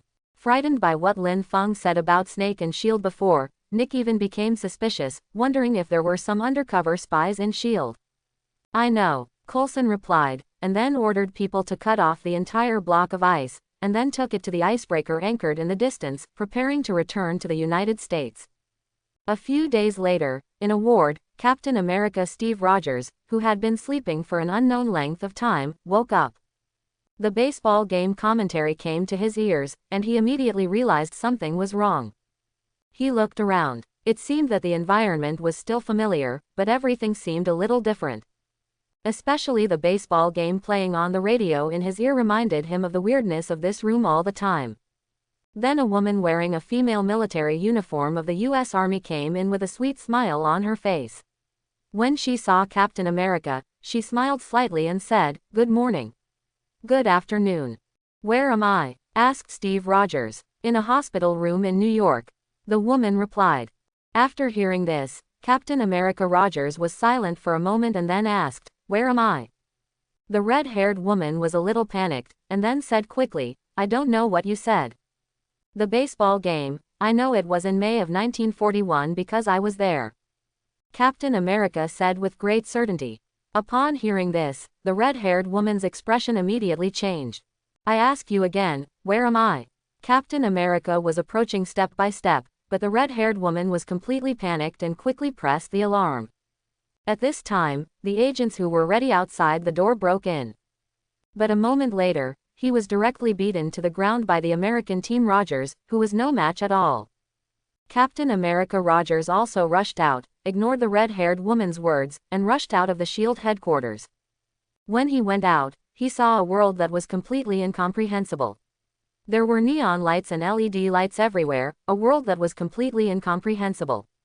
The New York in his impression was already one of the world's most prosperous metropolises, but compared with what he saw now, it was far different. It's like entering the future world. But a moment later, he was surrounded by a group of agents, led by a black one-eyed dragon, who called out to Captain America Rogers. "Soldier, take a break, welcome to the 21st century." Nick Fury said, "I'm sorry for putting on that drama for you, but we haven't figured out how to explain this fact to you yet." "What facts?" Rogers asked. "That means you have been sleeping for 70 years. Nick Fury put his hands in his pockets and asked. After hearing this, Captain America Rogers looked around in a daze, with confusion in his eyes. "Captain, are you okay?" Nick Fury asked a little worriedly. Could it be that he had just recovered from the frozen state and was stupid? Captain America Rogers took a deep breath to force himself to calm down, and then said, "I'm fine, I still have a date, and I will never have another chance." Suddenly, 70 years later, even if Peggy was still alive, she would probably be a gray-haired old lady. For a moment, he felt extremely lost. "If it's convenient, come back with us now and have a good chat." "What do you think?" Nick Fury said. "I think if we continue to block traffic here, the traffic police will soon come to trouble us." "No problem." Captain America Rogers said that he also noticed that more and more people were gathered around him. Their habit of watching the excitement was the same for everyone everywhere, and he didn't want to be treated like a monkey. Captain America Rogers quickly followed Nick Fury back to the SHIELD headquarters building and came to Nick Fury's office. "Coffee, or what kind of drink?" Nick Fury asked. "Coffee bar," Captain America Rogers replied. He was not in the mood for a drink at this time. After Nick Fury poured him coffee himself, he said, "Captain, it has been more than 70 years since the war you experienced, which was World War II. World War II, it's been more than 70 years, has it been so long?"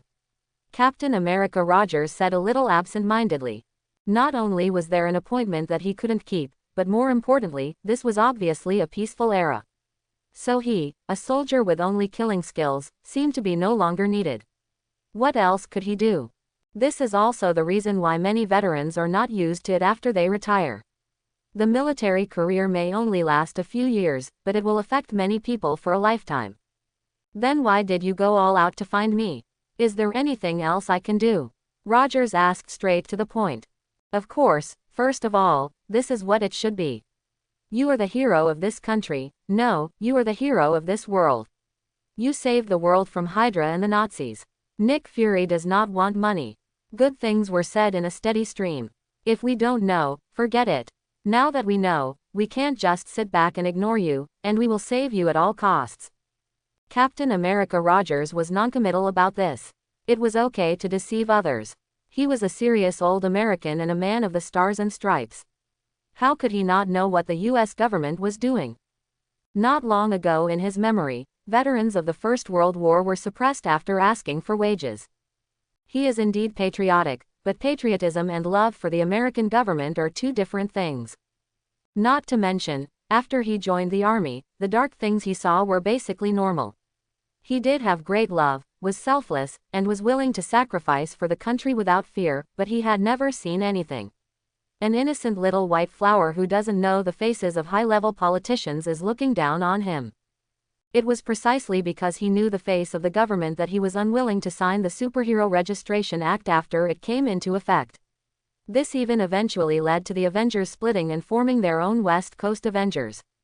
After all, the founding spirit of the United States is freedom.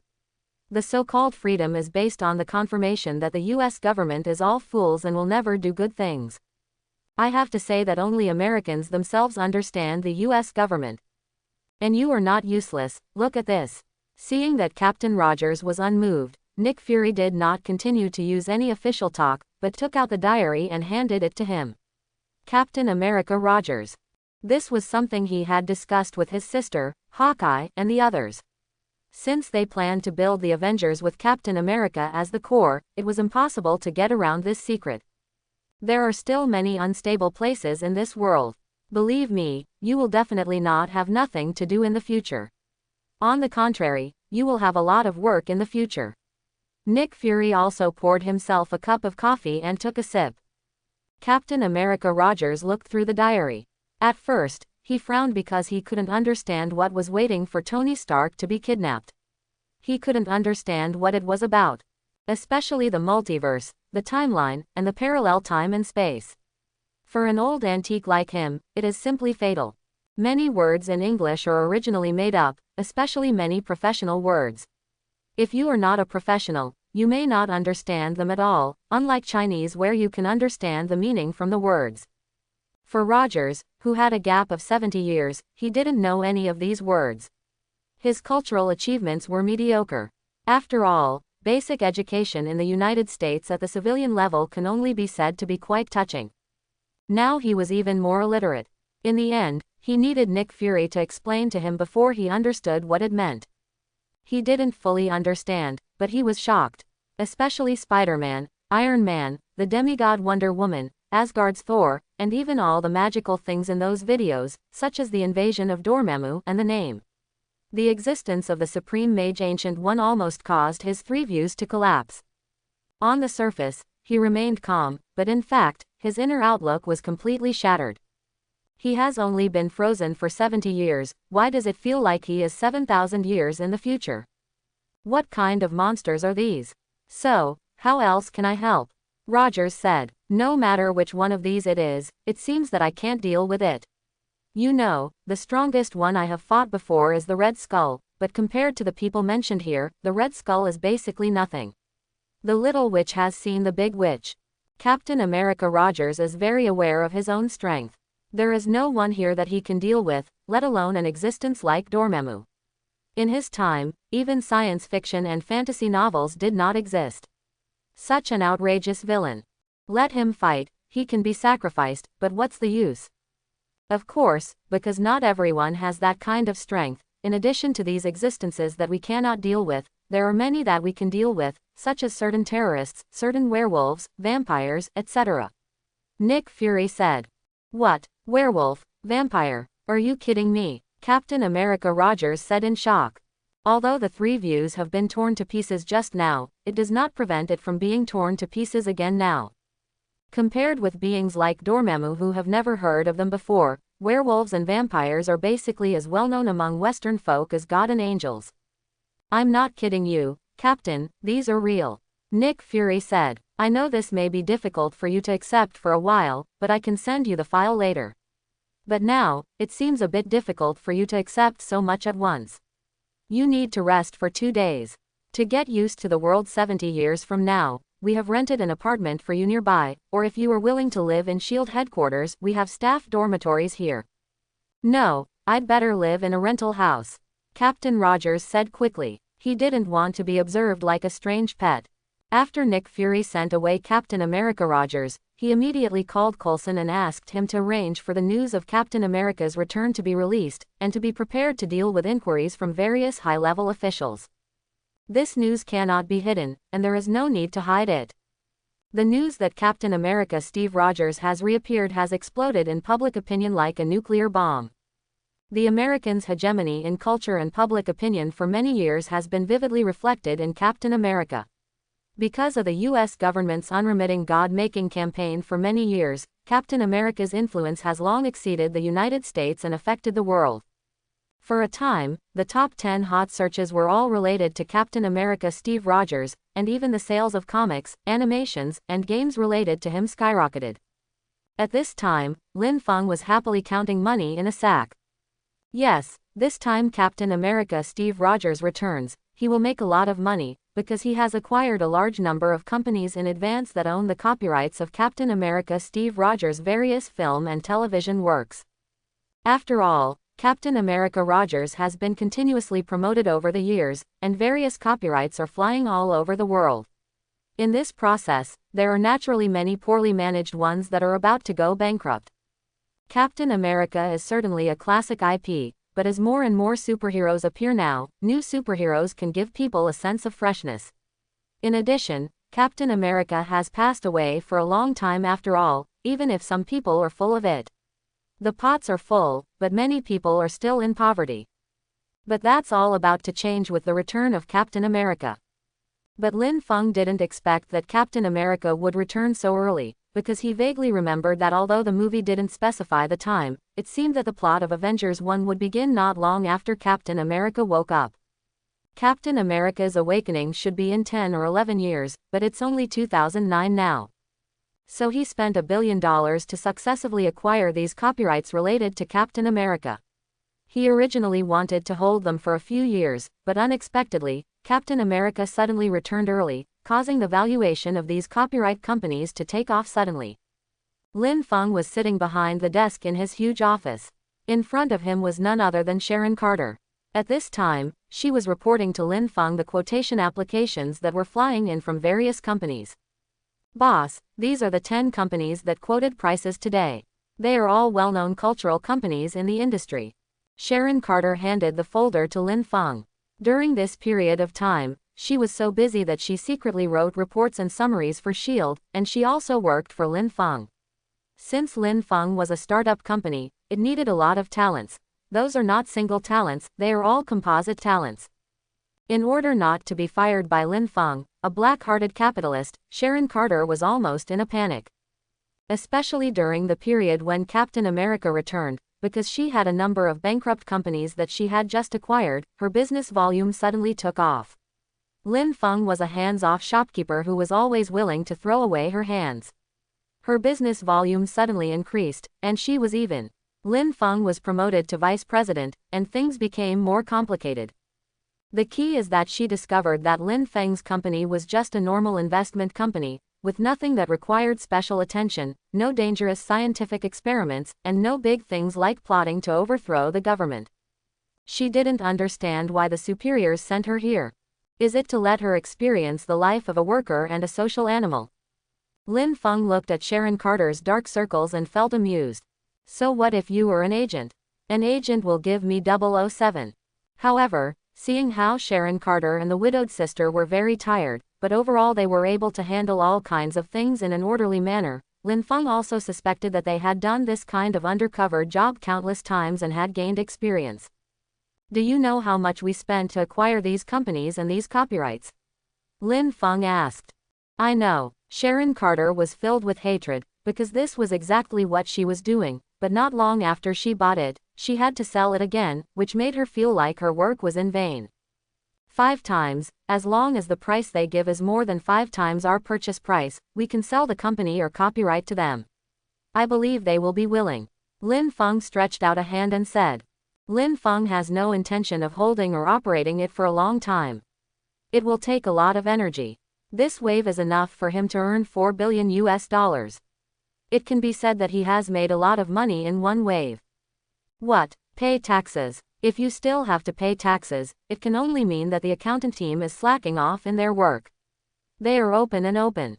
This is in America. After Sharon Carter received the instruction, she immediately turned around and left to continue working on 007. Lin Feng sighed, feeling more and more like a qualified capitalist. No, I am still a pure and good socialist young man, but it's all in this environment. Captain America is back, and now the three giants of the Avengers have gathered together. Many events in this world are about to begin, Lin Feng said with emotion. Troubled times. It was getting late, and Lin Feng got off work at the same time.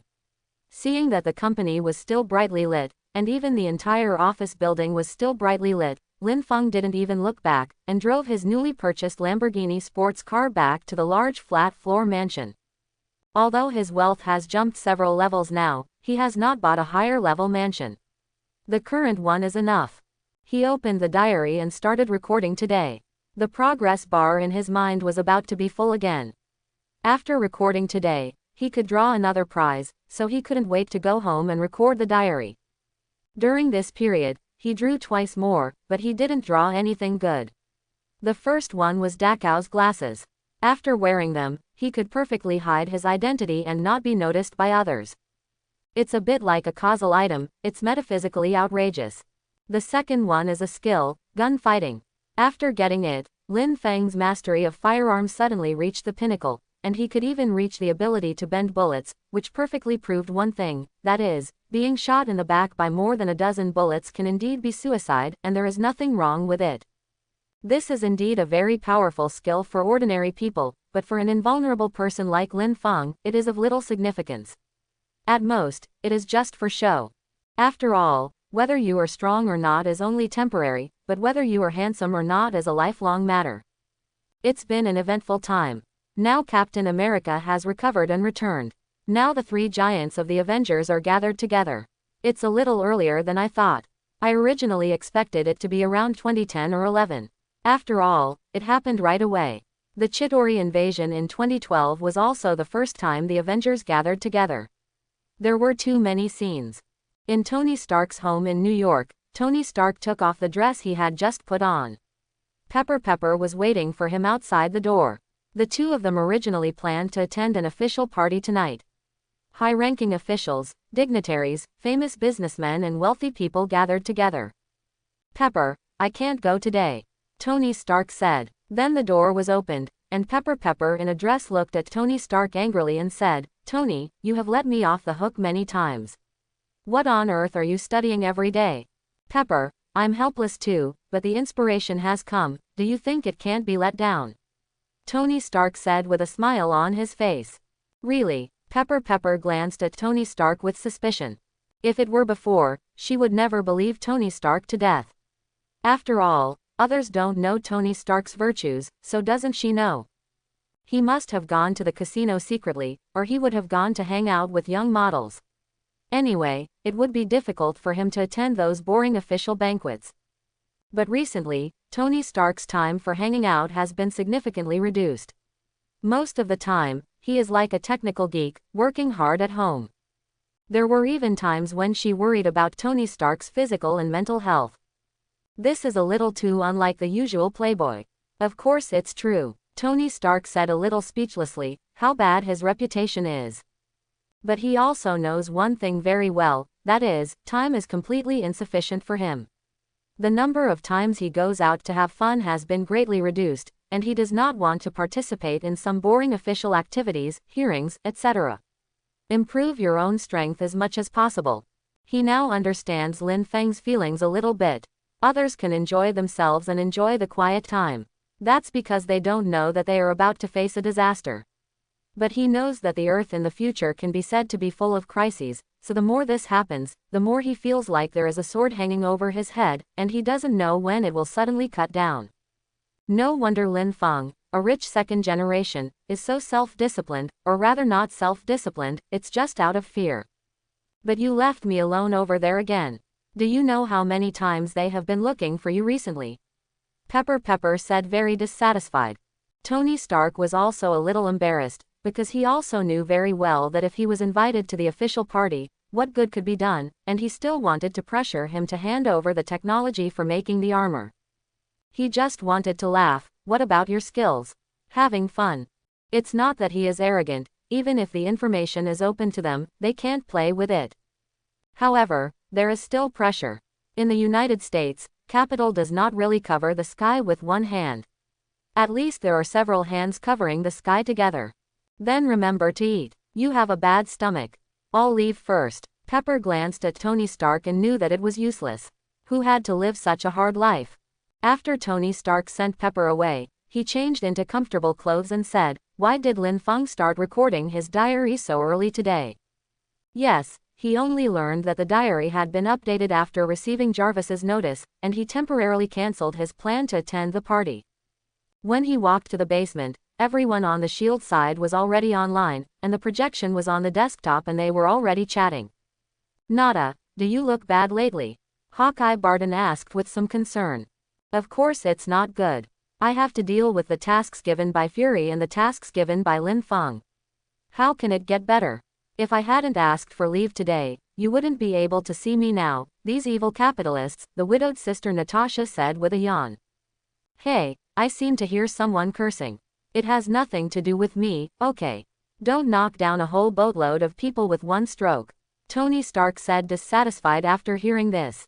"Otherwise, if you come to my company, I'll give you a more leisurely job. I guarantee you won't be tired."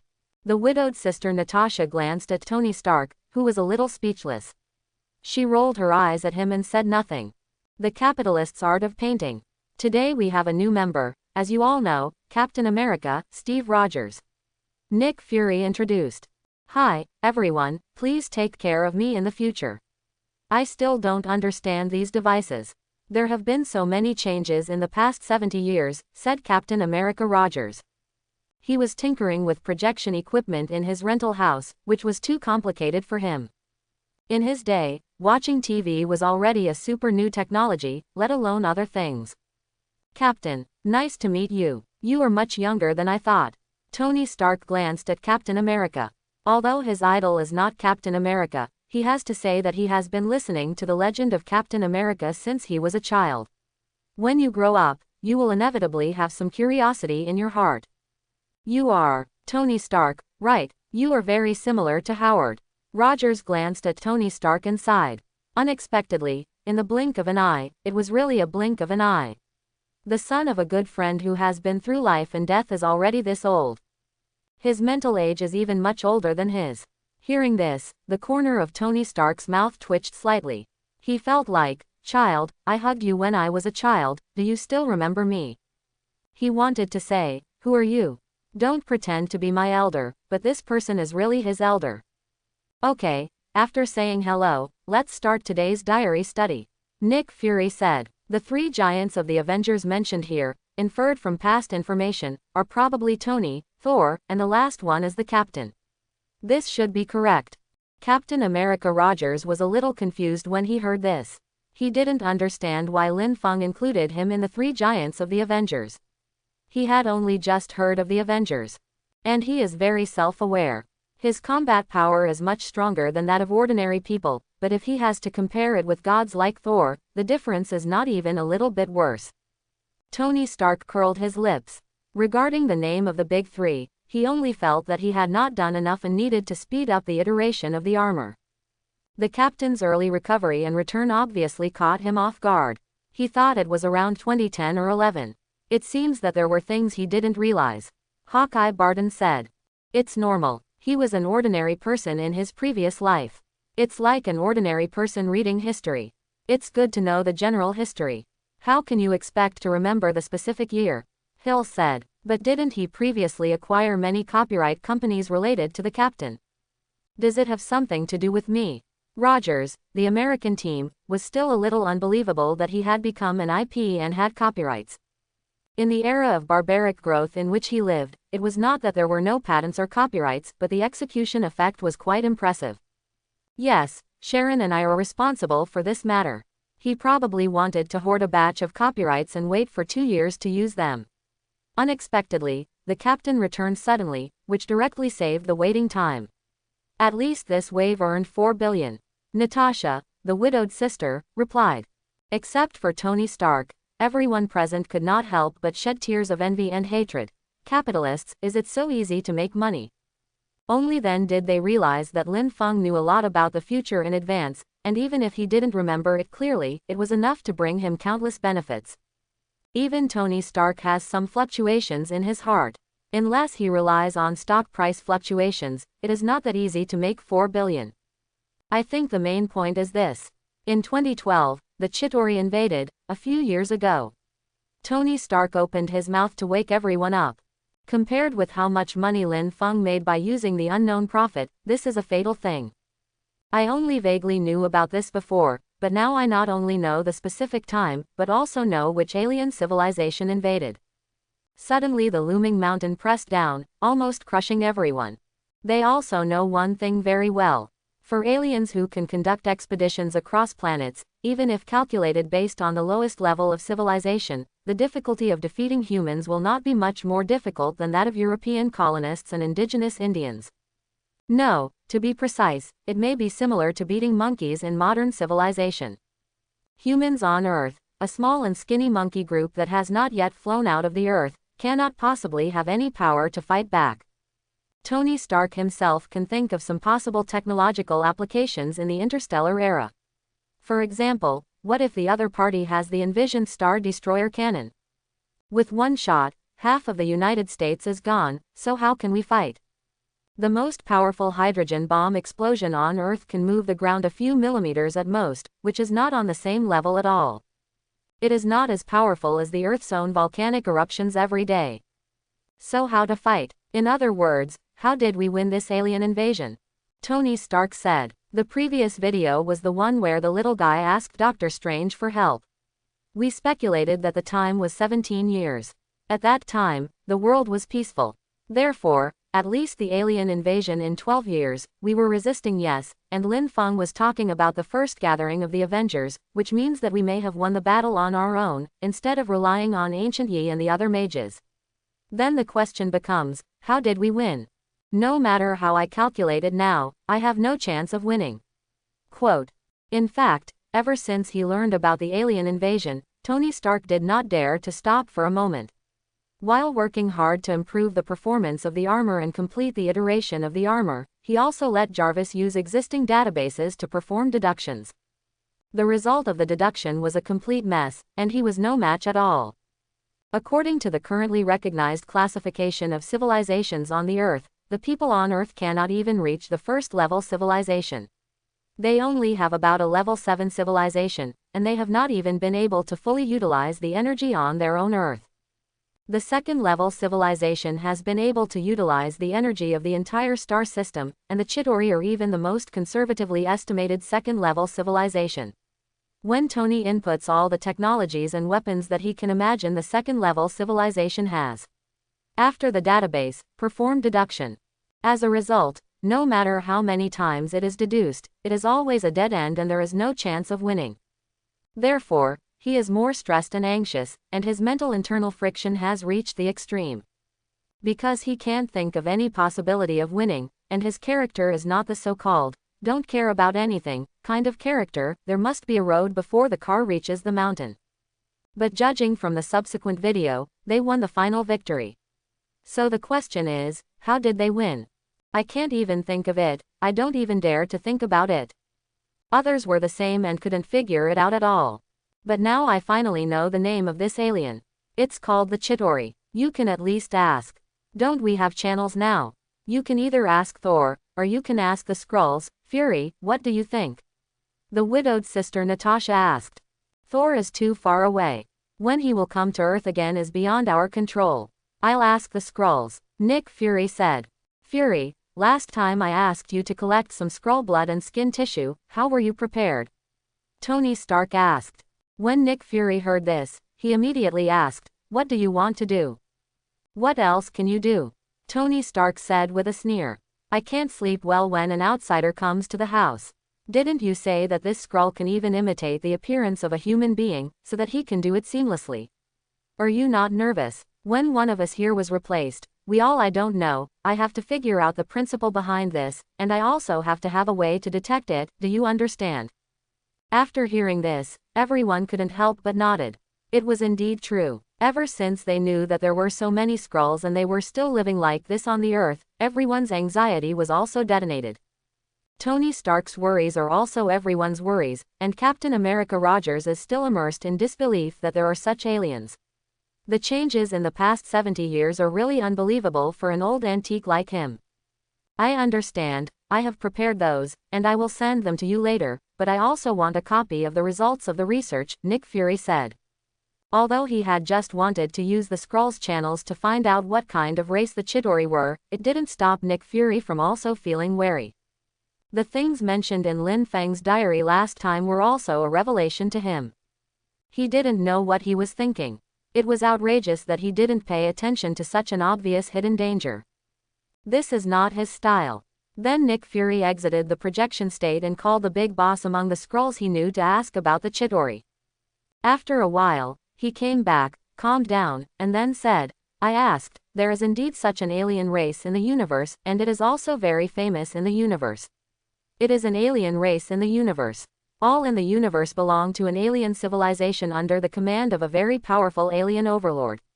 It is said that they have killed countless planets by helping this alien overlord on weekdays, and they are also a famous bully army in the universe. When everyone heard this, they couldn't help but gasp. Now all the information matched up. This was not just an alien civilization, but an aggressive alien civilization that had slaughtered countless planets. Naturally, the Earth will not be spared. Not to mention that there are terrifying so-called alien overlords behind them. Someone who can be called an overlord by the Skrulls is even more powerful. This further proves that what Lin Feng said in his diary is correct. Facing such a terrifying alien army, how can they win? There is simply no chance of winning. It's over. It seems like you really can't escape when you fight the aliens. Hawkeye Barton said a little helplessly. It feels like the future is simply bleak.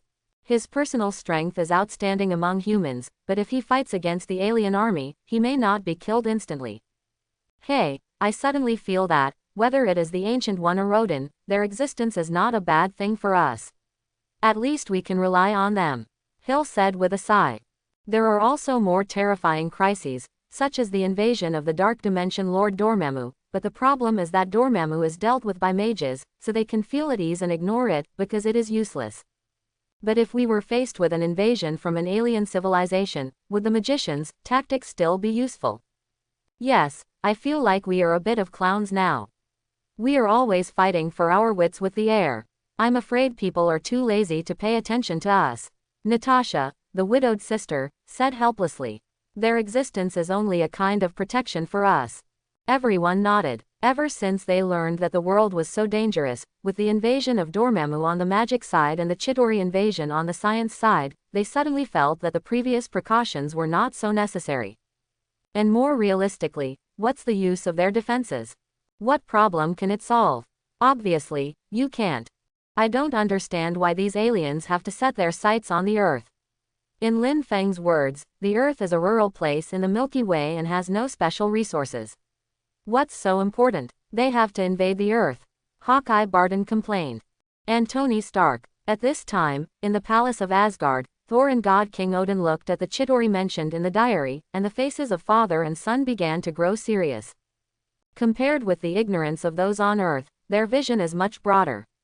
Even Thor, the god of thunder, has never had a head-on confrontation with the Chitauri, but for such a destroyer who is active in all parts of the universe and slaughters planets everywhere.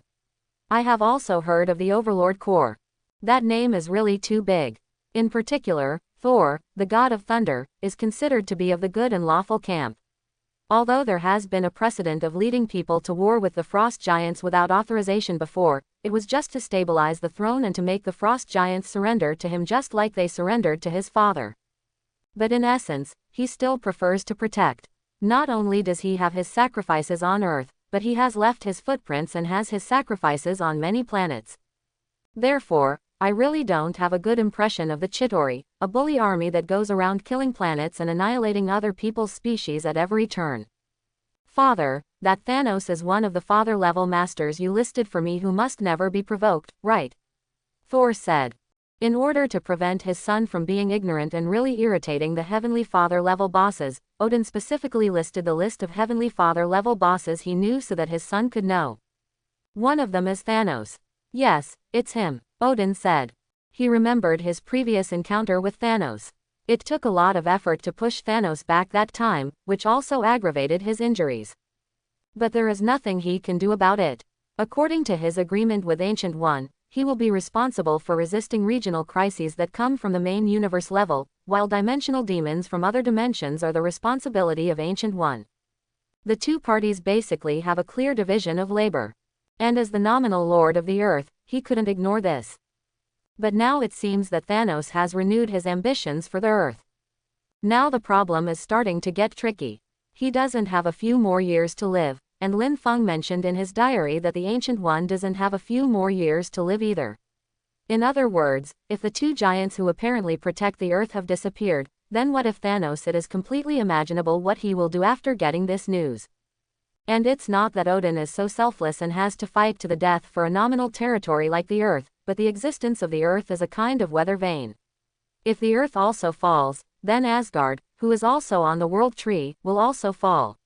There is no escaping the fate of destruction. But now it's not a question of whether we should provoke him or not, but that he is going to knock on the door. Father. Thor, god of thunder, looked at Odin and said.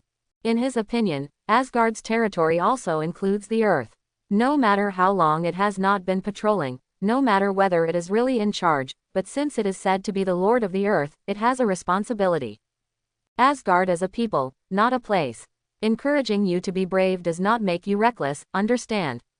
Odin glanced at his son. You can't be a real king if you are brave but have no plans. Odin is already considering whether he can directly go out to fight now and fight Thanos. At least he should severely damage Thanos and buy his stupid son a little more time. But after thinking about it, I decided to forget it. If I really gave it up, my eldest daughter would be born early, and she would be doomed by then. This life is really difficult for people. Thor nodded, and the sense of crisis in his heart instantly increased a lot. The year 2012, according to the way people on Earth keep track of time, seems to be only a few years ago. There isn't much time left for him. Lin Feng didn't know that a small section of his diary had caused great mental distress to everyone who saw it. For him, there may only be a few days left for him to have fun. The most famous one is probably the famous scene of Iron Man carrying a nuclear bomb. It was also the first battle between Tony Stark and a god as a mortal. It was heart-stirring. However, can Tony Stark still have this kind of consciousness this time? He has never been to Afghanistan, has never truly experienced life and death, has not wandered between life and death, has not experienced the crazy indulgence of palladium poisoning and was near death, and has not had the profound memory of being taught a lesson by his father 20 years after his death. Could it still be the Tony Stark in memory? It's hard to say, but I have to say that Howard Stark is indeed a man who can give birth to a genius like Tony Stark. He is indeed powerful enough, but he is just subject to the times. Otherwise, his current achievements may not be as good as Tony Stark's. Ketcha. Competing with gods in a mortal body. Everyone in S.H.I.E.L.D. turned to look at Tony Stark with doubts in their hearts. Can this person really achieve what Lin Feng said and finally achieve the goal of being immortal on par with gods? Isn't this incredible? Tony Stark couldn't help but scratch his head. Could it be that the person Lin Feng was talking about was really him? Even with a calm mentality, seeing these descriptions makes me feel a little strange. Could this be describing me? Let alone others, even he himself found it strange. Carry a nuclear bomb. What do you mean, I can still carry a nuclear bomb? Tony Stark thought about it and couldn't figure it out. What kind of famous scene is this? I couldn't understand it at all. But then he felt that there was nothing wrong with this. What could be wrong with it? He, Tony Stark, was the one with such a consciousness. Although, it seems not bad to compete with gods with a mortal body. Tony Stark murmured to himself. The widowed sister Natasha glanced at Tony Stark meaningfully. The first part just said that Tony Stark was immortal and equal the gods, but the second part was about Tony Stark's series of sufferings, including going to Afghanistan. After experiencing life and death, palladium poisoning, near-death indulgence, and being taught a lesson by his father 20 years after his death, it seems that the original Tony Stark should have experienced a lot of things. Tony Stark has also noticed this, but he will never admit that he does not have that kind of enlightenment. Well, It may not be as profound as his original timeline, but it is definitely not as unbearable. For smart people, knowledge is like turning stone into gold, and Tony Stark is definitely such a smart person. And he was a little unconvinced. He said that his father was a powerful genius and gave birth to a genius like him. This was true. He said that he was limited by the times. Tony Stark also believed that he was right, but he said it all. After 20 years, can you still teach him? He doesn't believe it. Tony, who was crazy because he was near death, was saved by his father 20 years ago. No matter how many times you watch it, you will still feel some emotions, right? A video appeared in the diary, and everyone clicked on it.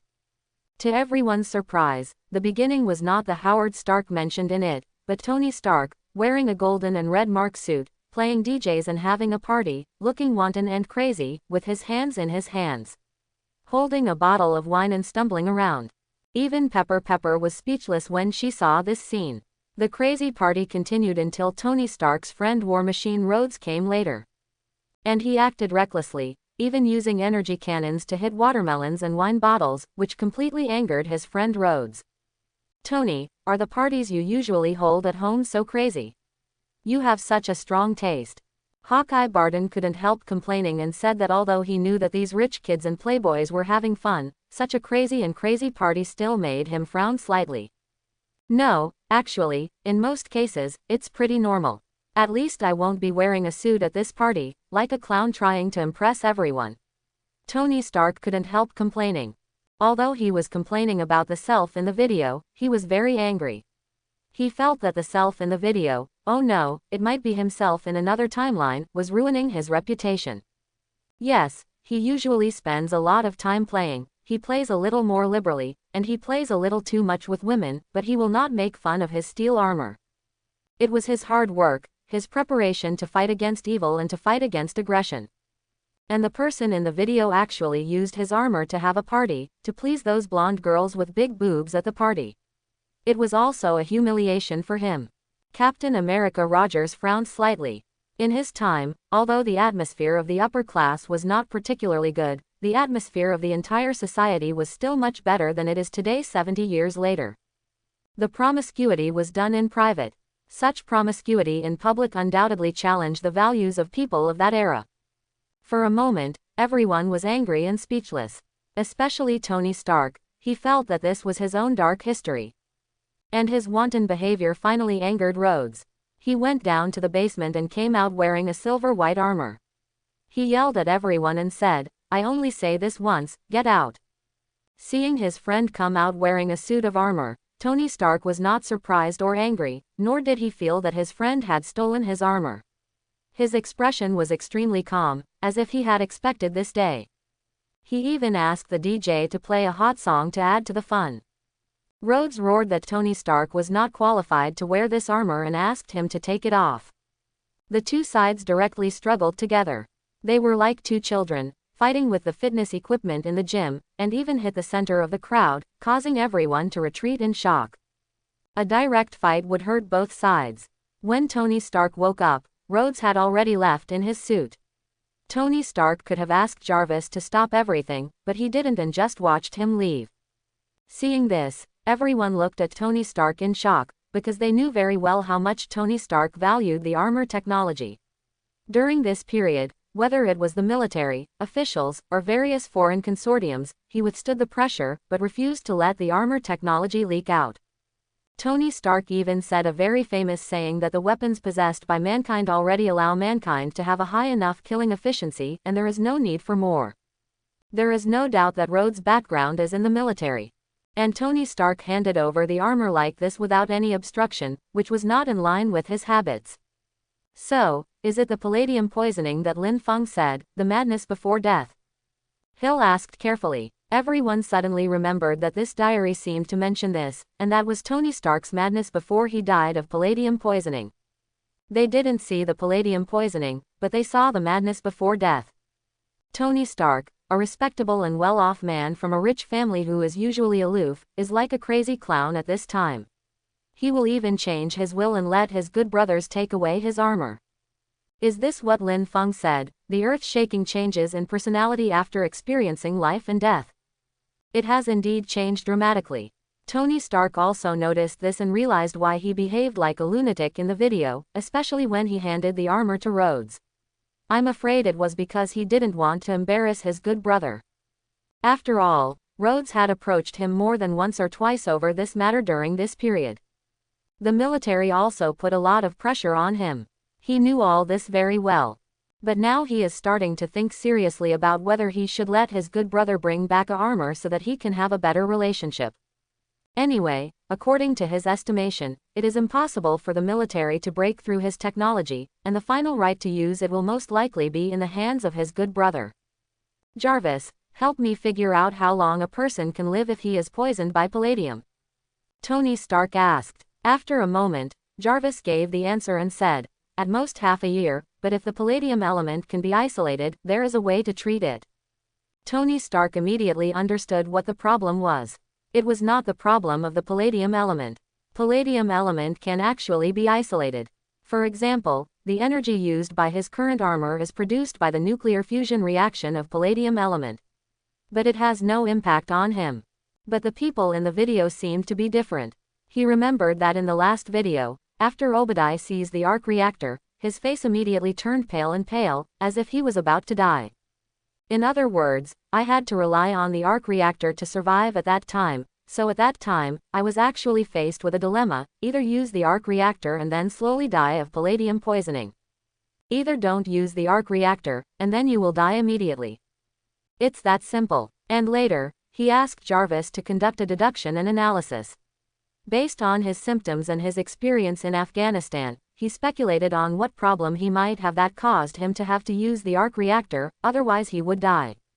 The deduced results show that it is likely that there are shrapnel in the body. Small shrapnel flows in the blood vessels. The magnetic force generated by the arc reactor has to be used to absorb these fragments.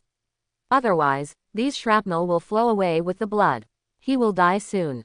This result is in line with what Lin Feng said about experiencing life and death in Afghanistan.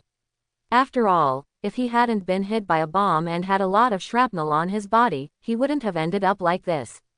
6. And those small fragments should be very difficult to deal with. Later, he asked Jarvis to make some deductions based on the current level of medical technology. The result of the deduction was that if his body was full of those small shrapnel, the success rate of the operation would be very high. Low, you might die. After deducing this point, he understood why he behaved like this in another timeline and why he acted so crazy. Because the left is dead and the right is dead, there is no way to survive at all. Therefore, this can be regarded as the madness before death. He was a little lucky and a little scared. Fortunately, he believed what Lin Feng said in his diary and did not go to Afghanistan. Otherwise, even if he did not die, he would have to face torture day and night in the future. Thinking of this, he hated Obadiah even more. This guy acts so dirty behind his back despite being his elder. But according to what Lin Feng said in his diary, had he not gone through this experience, had he not gone through the near-death situation of palladium poisoning, would his consciousness have been lowered? Impossible, that must be impossible. The scene continued, and when the scene turned, Tony Stark, who had just finished fighting, was sitting on top of a huge donut-shaped building, eating donuts, as if it didn't matter what had just happened. It makes people wonder if his mental state has really undergone some mutation. Anyway, from Tony Stark's point of view, almost every frame of this scene is Black history. As long as he can remember, the Stark family has already made a fortune. He is a serious second-generation rich man, not an upstart. He has also experienced formal etiquette training. Although he is rebellious and loves to show off, but that doesn't mean he's a psychopath. But the guy in the video now seems completely giving up on himself, probably because he knew he was about to die. Tony Stark was also found by Nick Fury and his widowed sister Natasha. The two came to the restaurant. Tony Stark said straight to the point, "I don't want to join your Superman boy group." Nick Fury smiled and said, "I remember, you did everything yourself." What was the result?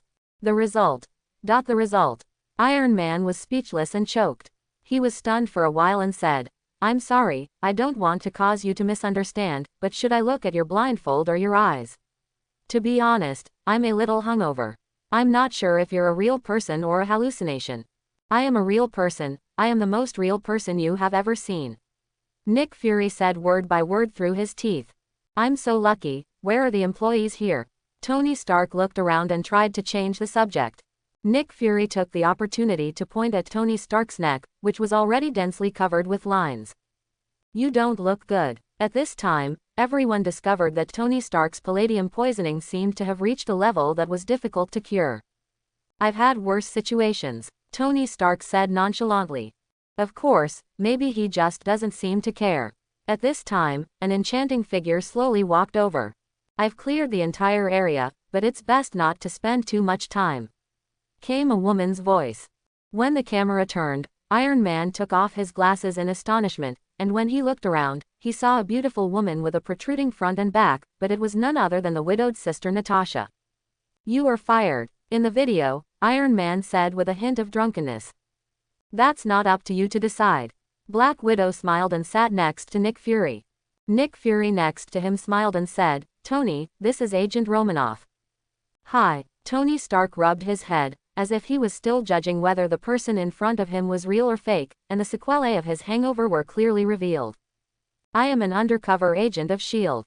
When we knew you were sick, Director Fury sent me to observe you. Black Widow explained.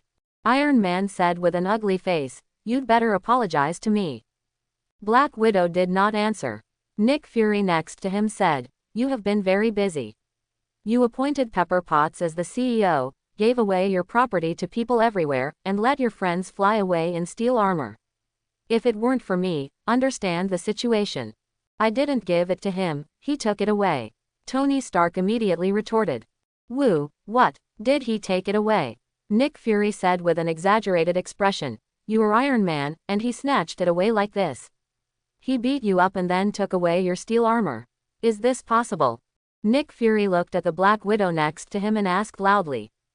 Black Widow smiled slightly and said without mercy, according to Mr. Stark's security inspection procedure system, unauthorized use can be avoided. Tony Stark outside the screen was also a little embarrassed. Although he knew that this was probably the reality. He was the one who deliberately let Rhodes go and let him take away the armor, but he was told it directly in front of others. It's still a bit embarrassing. Natasha, you have a really venomous tongue, better than mine. Tony Stark complained. No, I'm still not as good as you. Natasha, the widowed sister, said with a smile. You are Lin Fang's officially recognized poisonous tongue. At this time, in the picture, Nick Fury immediately turned his attention back to Iron Man. What do you want me to do? Tony Stark asked. What do I want you to do? No, I should say, what do you want me to do? Nick Fury said. You are now turning into a problem for me to deal with. You may be wrong. My world does not revolve around you. There are bigger problems than you in the Southwest District that I need to deal with. Nick Fury said with an angry face. Hit him. At this time, Black Widow took out an injection and injected it into Tony Stark's neck. Are you going to sell my kidney? Tony Stark was confused, but he didn't stop talking. At this time, the three people outside the screen discovered that the veins on Iron Man's neck popped out. The dense veins subsided in a short period of time and returned to normal. What did she just do to me? Tony Stark felt that his condition was much better. Nick Fury sighed and said, we are doing it for your own good. That is lithium dioxide, which can relieve your symptoms. We want you to go back to work. Tony Stark sighed and said, give me 2 more boxes and I'll be fine. He was not very happy, because he could still find a way to alleviate the palladium poisoning. The problem was that he could not do without the arc reactor, and as long as the arc reactor was still in his body for a day, he would continue to be poisoned by palladium. That's not an antidote, it can only relieve your symptoms. It's not easy to cure you. Nick Fury looked at Tony Stark and said. Believe me, I know, I understand the situation. I have been looking for replacement elements for palladium. I have tried every combination of every element. Tony Stark said seriously. Nick Fury smiled and said, I'm here to tell you now, you haven't tried them all yet. Tony Stark in the picture suddenly stood up and stared at Nick Fury. This is his area of expertise. Why should the braised egghead in front of him talk about himself in this aspect? Want to know? Let's talk somewhere else, Nick Fury said with a slight smile. The scene turned, and the two of them had returned to Tony Stark's mansion. At this time, the mansion was in a mess, with ruins everywhere. That thing on your chest is made based on unfinished technology, Nick Fury said in the screen. No, it's the finished product. Tony Stark immediately retorted that he would not allow anyone to tarnish his great work. It worked after I made it smaller. No, Nick Fury shook his head. Your dad said that the arc reaction device is just a springboard for greater technology. He planned to launch an energy competition that would leave all opponents behind. His dream was even bigger. In comparison, the nuclear reactor would look like an AA battery. Is it just him? Anton Vanki must be involved too, Tanista said seemingly casually after pouring some wine. He had checked the information before and naturally knew some things about Anton Vanki. It seemed that someone had covered up what happened back then. However, from some fragments of information, he still deduced the truth, that is, this Anton Vanki was afraid of being with him. My father also cooperated, but he was later kicked out of the United States for unknown reasons. That's why Ivan Vanki was able to produce products similar to the arc reactor. Anton Vanki is like the other side of the copper plate. He thought it was a way to make a fortune. When your father found out, he deported him. When the Russian government found out that he couldn't deliver the goods, they sent him to Siberia. Nick Fury explained. Then he has lived a life of intoxication and dreaming for the past 20 years, which is not good for the growth of children. You met his son in Monaco. Except for Nick Fury, everyone outside the screen was confused, especially Tony Stark, who didn't understand what was hidden here. Well, this seems to involve the arc reactor, but the original sketch of the arc reactor was actually drafted by Dad Howard Stark, who later perfected it and made the final product. As Lin Feng said, his father was limited by the technology of the times, so he was unable to produce it. Otherwise, it would be impossible for him to develop, design and produce an arc reactor in such a short period of time. After all, science still has to make sense, and it is not magic. So Fury, how many things are you hiding from me? Tony Stark asked. Nick Fury was also a little embarrassed. Originally, because Tony Stark was not poisoned by palladium this time, the new elements left by Howard Stark did not necessarily need to be mentioned specifically, but now they were still exposed by Lin Feng. It's not much, but you know it now, don't you? Nick Fury said directly without any panic at all. Tony Stark glanced at Nick Fury, and he knew that there must be a hidden secret here, and there was a big hidden secret, otherwise it would not be possible. Because the matters involved here are already matters at the government level. This Anton Vanki sounds like he is his father's partner, and will he meet Anton Vanki's son in the future? I have to go back and investigate this matter carefully. After all, Anton Vanki was deported, indicating that some secrets may have been involved, and in the end the government even came forward to deal with it. Judging from the background of that era, it was a critical time for the United States and the Soviet Union to compete for hegemony. Which of the top scientists did not have spies around them? And this Anton Vanki, whose name sounds like a Russian, will definitely not be trusted. According to his usual understanding of the US government's urinal nature, maybe after developing the technology, it was driven away by the US government. As for whether Anton Vanki really wants to sell the technology abroad, then it doesn't matter anymore. He is a Russian, this is the original sin. Not to mention, if, as Nick Fury said, he wanted to sell technology to the Russian government, he would be lucky if he didn't get killed. Before he could think about it, Tony Stark in the video asked, "You said I haven't tried them all. What do you mean, what haven't I tried?" Faced with the hope of life, he finally couldn't hold back anymore. He said that only you have the resources and wisdom to complete the plan he started. Nick Fury raised his water glass and said. When he heard this, Tony Stark was a little dumbfounded. He never expected that his father would think so highly of himself. Because as long as he can remember, what he can remember is that his father has very high requirements for him. Getting an A for other people's children is enough to make his parents proud, but for him, that is just the basics. He would never hear a word of praise. He even ended up sending himself to boarding school. This is why the two sides fell out later and he decided to go against what his father wanted him to be. He wants to be serious, and he will be absurd and uninhibited. If he wants his style to be clean, he will play hard. He hopes that he can be like a traditional Puritan, then he will become a playboy known to the whole world. In the end, they didn't even see each other for the last time. In his knowledge, his father has never been satisfied with him, and has never been dissatisfied. But what he heard from Nick Fury was another comment, and he was stunned. In the video, Nick Fury looked at Tony Stark leisurely and said, "Is he talking about you? If it were you, you could solve the mystery in your heart." Nick Fury said mysteriously. Tony Stark shook his head and said, "I don't know how you know these things, but he doesn't think highly of me." "What do you remember about your dad?" Nick Fury asked. Thinking of this, Tony Stark suddenly had some desire to talk. He said, "He is very cold, he is very scheming, he has never said that he loves me, and he has never said that he likes me. Tell me now. He said that I can change the future, which is hard for me to believe. And he passed on this responsibility to me. I don't understand that his happiest day was the day he sent me to boarding school." "No, he's not like that," Nick Fury said while drinking water. "Oh, then obviously, you know my dad better than I do," Tony Stark said with a sneer.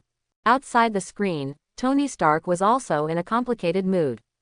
Did his father have such expectations for him in his heart? In the blink of an eye, it has been 20 years since my father and mother passed away. It has been so long that if I don't think about it specifically, I can't even remember what my parents looked like. I have also grown from that rebellious teenager to a rebellious middle-aged man. Even if he is rebellious now, he doesn't know whether it is true in his heart or just a habit of rebelliousness in his youth. His rebelliousness at that time was because he wanted to show his rebellion to his father, so who can he show his rebellion to now? No one can see it, and no one will come. I will never have a chance to reconcile with my father again.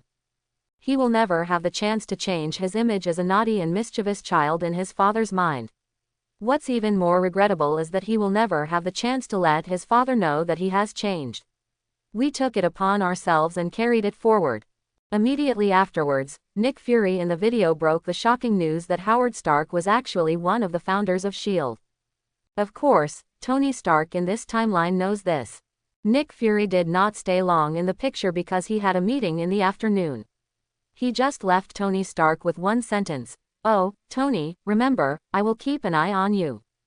Hearing this, Tony Stark off-screen couldn't help complaining, "Fury, you really love to show off. When you first appeared in front of me, do you still remember what you said? Do you think you the only superhero in the world? You said that when you broke into my private property and cut off my power." Nick Fury is a little embarrassed. Since he became the director of S.H.I.E.L.D., he has become accustomed to speaking with mysticism. "That's right, Tony. Fury loves to show off so much that you are a perfect match. We will meet a talented person. You two are indistinguishable." Natasha, the widowed sister on the side, nodded and complained to both of them in one breath. She has been holding it in for too long. These two are pretentious, one is more pretentious than the other, one loves to be mysterious, and the other loves to show off. They are different types, but the same hateful thing. Tony Stark almost choked to death. Didn't he complain about Nick Fury? Why did it take his turn to complain about himself? Okay, even if I take a step back, I still like to show off, so what? He is a billionaire, a super genius, a physical scientist, and the most popular superhero Iron Man in the world. After half a lifetime of busy work, why can't he still enjoy it? Can't you just show off? Who doesn't have some hobbies yet? Just as Tony Stark was gritting his teeth, he was shown in the picture having opened the box left to him by Nick Fury, which contained design drawings, an arc reaction device, numbered TFTR1, Vanky, and Stark. But after a while, he turned to a videotape, and when he played it, Tony Stark saw Howard Stark appear on the screen. Outside the screen, Tony Stark's eyes turned red. He almost didn't remember his father looking so prosperous. It seemed like a vague impression in his memory, that was when he was very young. By the time he reached adolescence and began to have memories, his father was already very old. Because Howard Stark was already very old when he gave birth to Tony Stark, in most of Tony Stark's impressions, his father was gray-haired, cold and old-fashioned. Seeing the middle-aged Howard Stark now, he couldn't help but feel uncomfortable in his heart. The tree wanted to be quiet but the wind didn't stop, and the sun wanted to be raised but his mother was not there. In the video, Howard Stark said with high spirits, everything can be achieved through technology, a better life, a healthy body, and the possibility of maintaining world peace for the first time in human history. Quote, Iron Man was lying on the sofa, flipping through the notes left by his father, listening to his father's voice in his ears, and writing and drawing on his mobile phone. I'm Howard Stark, everything you need for the future is here. Future City, tomorrow's city, future city, wait a minute. In the ancient picture, Howard Stark is pacing back and forth, introducing an invention that he is proud of. I am Howard Stark, everything you need for your future is here, and I want to personally serve Stark Industries. Halfway through his words, a child appeared behind him. Tony, what are you doing? What is that? Put it back where it belongs. Howard Stark spoke, and the sudden appearance of young Tony Stark also attracted everyone's attention. It turns out that this slutty Tony Stark is still a child. If Tony Stark knew what they were thinking, he would probably be speechless. No one jumped out of the rocks, and no one was a child. This is what he said. Tony, where's your mother, Maria? Go, take him away. Howard Stark asked someone to take the young Tony Stark away. Tony Stark, on the other hand, looked like this. His father had always been impatient with him and didn't care. It was a very typical father-son relationship in an old white man's family. A moment later, Howard Stark's figure reappeared. At this time, he said with a smile while drinking wine, "Are you waiting for me?" What follows is another burst of behind-the-scenes footage, which seems to have no memory points. Iron Man stood up helplessly. It was another fruitless day. He put down his notebook and took a sip of wine. However, Howard Stark in the picture suddenly became serious. Tony, you are too young now and you don't understand, so I filmed this part for you first. This is all made for you. These words shocked both Tony Starks outside the screen and inside the screen. Especially in their impression, their father had never said such things to them, at least not while he was alive. As long as he could remember, there were only quarrels, and quarrels. One day you will understand that this represents more than just a human invention, it is also my life's achievement. Accompanied by Howard Stark's words, the camera pans to a model of that exposition. This is the key to the future. I am limited by the technology of this era, but one day you will understand all this, and then you will change the world. Howard Stark stood in front of the camera, his face full of kindness. But he said happily, "My greatest creation will always be nothing but she." For a moment, Tony Stark was stunned as if he had been shot, and was penetrated by this sentence. This video allowed him to get to know his father again, a father he had never seen before. For the first time in so many years, he was sure that his father really loved him. Through this conversation, he achieved reconciliation with his father and with himself. He no longer has to give up on himself and feel that he is a child that no one wants or likes. He has a pair of parents who love him very much. Although the reconciliation was completed many years after my father's death. But now I just feel extremely happy. As soon as the scene changed, while everyone was still immersed in Howard Stark's father-son love for Tony Stark, they suddenly saw a scene that impressed them deeply. Tony Stark used a Rolex, a gold watch worth at least hundreds of thousands of dollars, and then exchanged it for a box of strawberries on the roadside. Everyone's eyes jumped when they saw this scene. What is inhumanity? This is inhumanity. How much is their monthly salary? How many tens of thousands of dollars are there?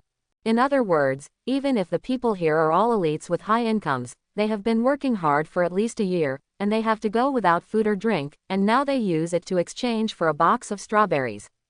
Is this strawberry gold made? What does it mean to be rich? This is rich. You are really an evil capitalist. Tony, are you always so cool? Hawkeye Barton said quietly. He remembered that he had to work hard to support his family, and he worked hard every month without being absent from work. However, these capitalists just exchanged a watch for strawberries, which was simply outrageous. Otherwise I will bring you a box of strawberries every day from now on, and you just need to give me a watch like this. Hawkeye Barton continued. Tony Stark smiled slightly and said, "It's not impossible." Considering his net worth, he might have already earned back that gold watch in the short time it took him to get out of the car to buy strawberries. Money is just a number. I have no interest in money. I have never touched money. The happiest time for me was when my parents were still alive, even though I didn't have much money at that time. When Tony Stark arrived at the company, Pepper was dealing with the fallout after he handed the Mark II to Rhodes, and it can be said that he was quite distressed. Tony Stark tried to use strawberries to please Pepper, but he just ran into a gun, because Pepper happened to be allergic to strawberries, so Tony Stark, who has always been eloquent, couldn't even organize anything. Decent words and then get kicked out. Everyone watching this scene couldn't help but chuckle. Although Tony Stark was in a very miserable situation at this time, being poisoned by palladium and almost dying, they still couldn't help but laugh. Maybe it was because Tony Stark seemed to have found a way. Solve it. Tony Stark off-screen was also a little embarrassed, because he didn't know that Pepper was allergic to strawberries and he still liked eating strawberries. Thinking about it this way, he really didn't know much about Pepper. In other words, as the main force, Pepper knows everything about herself, but he barely knows much about her.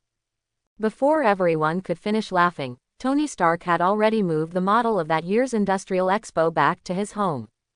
Jarvis, please make a digital model.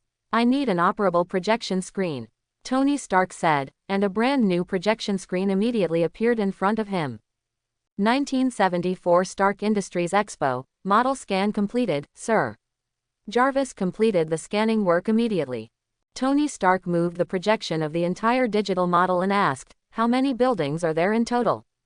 Including a Belgian waffle stand. Jarvis asked. I'm just asking, show me. Iron Man put the digital model in front of him, found a chair and sat down. What does this look like? Kind of like an atom. Kind of like an atom. Tony Stark, both inside and outside the screen, spoke almost at the same time. Obviously, Tony Stark outside the screen also made the same judgment as Iron Man. They were essentially the same person, with similar age and experience, so they almost immediately thought of going together. The nucleus should be here. Iron Man clicked on the center of the digital model. Highlight the big sphere. Take away the aisles and throw them all away. Iron Man waved his hand and took them all away. What are you trying to accomplish? Jarvis asked. I want to discover, let me correct it, rediscover a new element. Tony Stark said while stroking the beard on his chin. Get rid of the landscaping, the bushes, the trees, the exits to the parking lot, the entrances. Using the pavilion as a structure to form protons and neutrons. Soon, Jarvis's powerful computing power was reflected, the calculation results appeared, and a projection of a brand new element appeared in front of Tony Stark. A new, previously undiscovered element is now revealed in front of Tony Stark. At this time, everyone looked at Tony Stark, because they couldn't understand this either. Only Tony Stark present could understand his operations in another timeline. In the picture, Tony Stark looked at everything in front of him silently, and then said, You have been dead for 20 years, and you still have to teach me a lesson. Tony Stark's view outside the screen is similar. It has been 20 years. For 20 years, he thought that he had surpassed his father in all aspects, invented the arc reactor that his father could not invent, and brought Stark Industries to the forefront. He reached the peak that his father had never reached. He thought he had surpassed his father, but now he discovered that he had never surpassed his father. At most, you can stand on your father's shoulders and see further. His father was only limited by the technological level at the time. Otherwise, as Lin Feng said, he might not be worse than himself. At this time, he also understood what his father said about the key to the new era. This new element could solve human energy problems, be enough to start a new energy revolution, and build a solid foundation for mankind to enter the next era. Cornerstone. In the picture, Tony Stark is laughing like a child in his 30s. When he claps his palms, the projection of new elements appears in his palms. Sir, the new element you discovered should be able to replace the palladium element you were using. Jarvis reminded. Thank you, Dad. Iron Man looked at the projection of the new glowing element on his hand and said sincerely. For probably this time in his life, he truly thanked his father. His father, who had been dead for 20 years, saved his life at a critical moment. The scene ended here, and everyone was still immersed in the video. From the beginning when Tony Stark thought he couldn't survive, to the end when he finally found a new element and saved his life, they experienced a series of changes. They all see it. At this time, they finally understood what Lin Feng said about the difference between Tony Stark and himself in another timeline. The only difference was these experiences. A person's character and consciousness are shaped by his experiences. Are you people in science so brain-burning? I feel like a scumbag. I opened my eyes wide and didn't dare to miss a step, but the moment I bent down to pick up the pen, what was said on the blackboard, the content has changed from 1 + 1 = 2 to calculus, and for just a moment, I couldn't understand it at all, said Hawkeye Barton. You know, this is not something that ordinary people can understand. Tony Stark said proudly. Jarvis, using new elements to deduce, how much can the energy output increase compared to palladium? Sir, the calculation is complete. Compared with the palladium element, this new element can double the instantaneous energy output and is more useful than the palladium element. Jarvis replied. Very good, I'll switch to this new element later. Tony Stark clapped his hands and made his decision. The attack power of his Mark armor is largely limited by its output power. At the same time, Tony Stark sighed in his heart. In another timeline, he probably felt more deeply. He was really saved by his father across 20 years. But without these insights and these life experiences, could he really have the awareness that Lin Feng said, and then be able to rival the gods with a mortal body? With a mortal body, equal to the gods, this battle of the Avengers is really Tony Stark's battle to become a god, and it is also his Iron Man. The identity of a superhero completely surpasses his super rich and playboy status. Super genius, identity of physicist.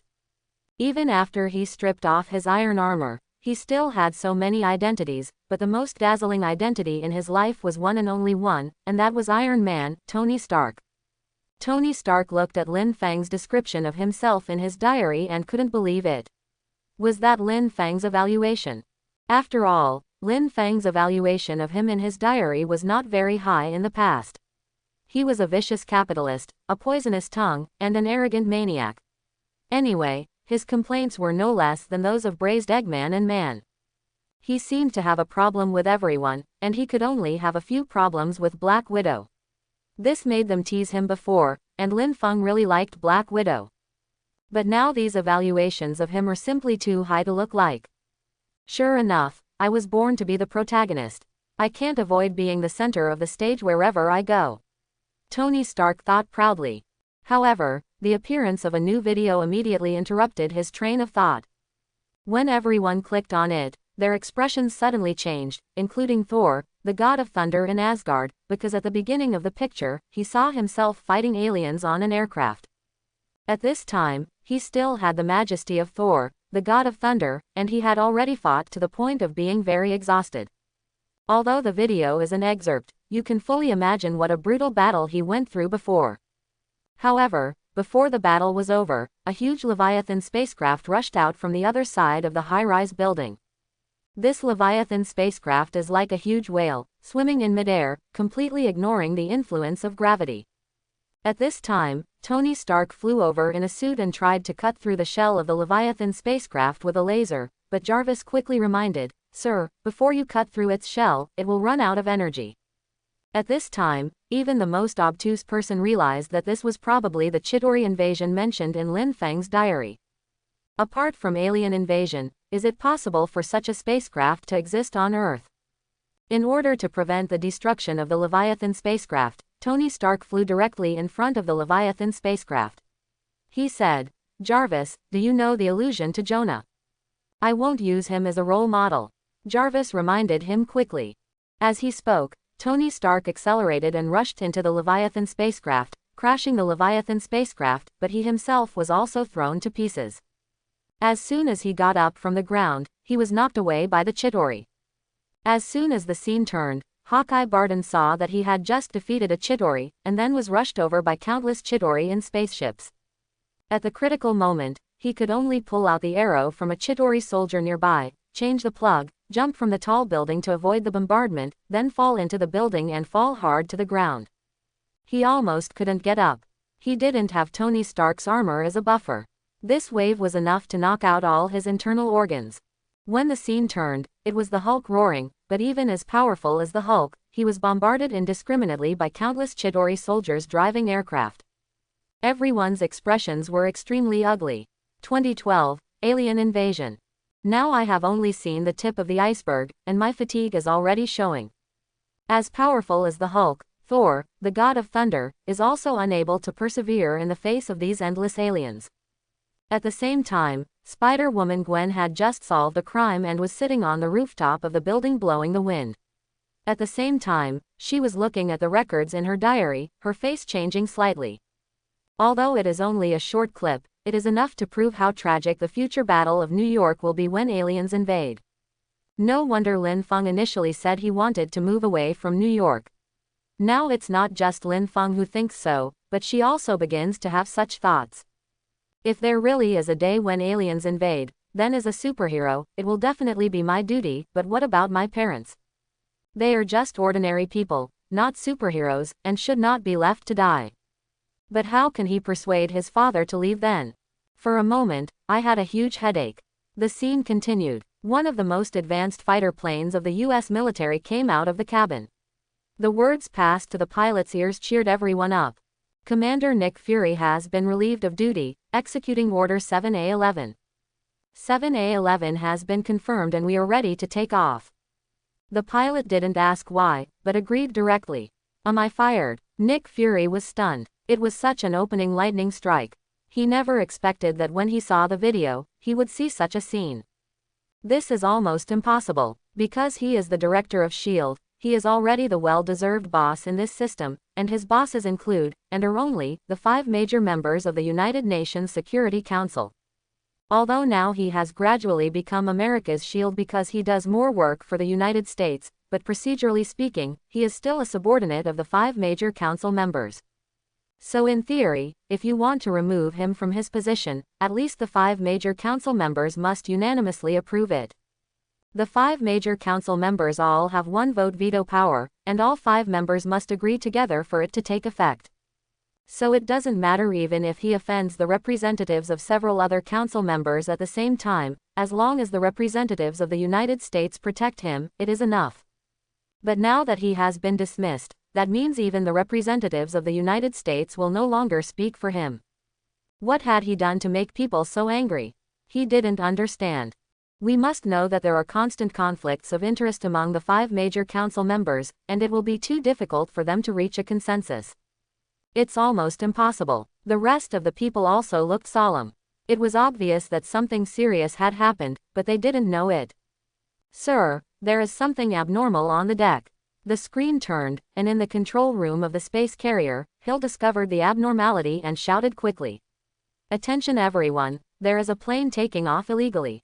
Nick Fury's face became even more gloomy, because he also recognized it. Isn't this his space carrier? Now someone on the space carrier exceeded his authority and took off the plane. No, it should be said that he was revoked. So, what exactly happened in the future battle of New York? Someone has exceeded his authority as the director and issued an order. He immediately thought of the words of the female liaison officer just now, and immediately understood that there was only one possibility, and that was the 5 major members of the United Nations Security Council, including the United States. Take him down. Repeat, his takeoff was not approved. Hill quickly ordered, but it was too late. As soon as the scene changed, Nick Fury chased away. He held a rocket launcher, aimed at the fighter plane and blew it up with 1 shot. The plane exploded and caught fire. It failed to take off immediately and almost slid off the deck. At this moment, another plane was flying out at lightning speed, and Nick Fury could not catch up. Obviously, it is double insurance, to ensure that the goal can be achieved in the end. Captain America Rogers looked on with a solemn expression. He was a veteran who had been fighting on the battlefield for many years, so he could naturally understand that this was probably the result of Nick Fury being dismissed from his post on the battlefield after he disobeyed his orders. This is a very serious crime in the military. Among military armed forces, the most fearful thing is disobedience. And Tony Stark said with an equally ugly expression, just now Lin Feng's diary said that I carry a nuclear bomb. Could it be that there is a nuclear bomb on this plane? As Tony Stark spoke, he suddenly realized that this was definitely directly related to the nuclear bomb. Are they crazy? That's New York, and they're bombing New York. Hearing this judgment, Hawkeye Barton was so shocked that he almost jumped up. The most important thing is that he is still in New York and still fighting. What does this mean? Is it considered abandoned? These people are really crazy. Where is this place? This is New York, the most economically developed place in the United States. I can even put it bluntly, if there is a capital in the world, then probably in most people's perception, the capital of the world is New York. In the entire history of mankind, only the Japanese have been hit by 2 atomic bombs, and those were dropped by the Americans. Why are they now being dropped on the Americans? What a ridiculous situation this is. And Nick Fury also wanted to understand at this time why he disobeyed the order. I am afraid it was because the order was to bombard New York with nuclear bombs. This was a completely crazy order. As the director of S.H.I.E.L.D., he is not a regular military organization. He usually plays a lot of tricks with his superiors, because the people above will only give you targets, and how to complete them requires you to have flexible political skills. In addition, the top 5 mothers-in-law on S.H.I.E.L.D. are divided into 2 camps to fight against each other, so as long as he doesn't make people angry, this position is basically as stable as rock. Coupled with his strong abilities and wide connections, it was almost impossible to be dismissed, but now it has happened. I'm afraid the war situation has reached a point of being out of control. Humanity has even used nuclear weapons. The widowed sister Natasha said solemnly. The dispatch of S.H.I.E.L.D.'s fighter planes shows that this is the collective will of the highest level of mankind, including the U.S. government. As long as there is a little hope of winning, such an order will not be issued. I am afraid that the situation of the war cannot be reversed. This is consistent with the scene they saw just now. Where's the army? Where's the army stationed nearby? Why don't you see the army? Captain America asked quickly. I'm afraid they have been defeated, and facing aliens whose strength far exceeds ours, even if they are not defeated, they can't be of much help. Tony Stark said solemnly.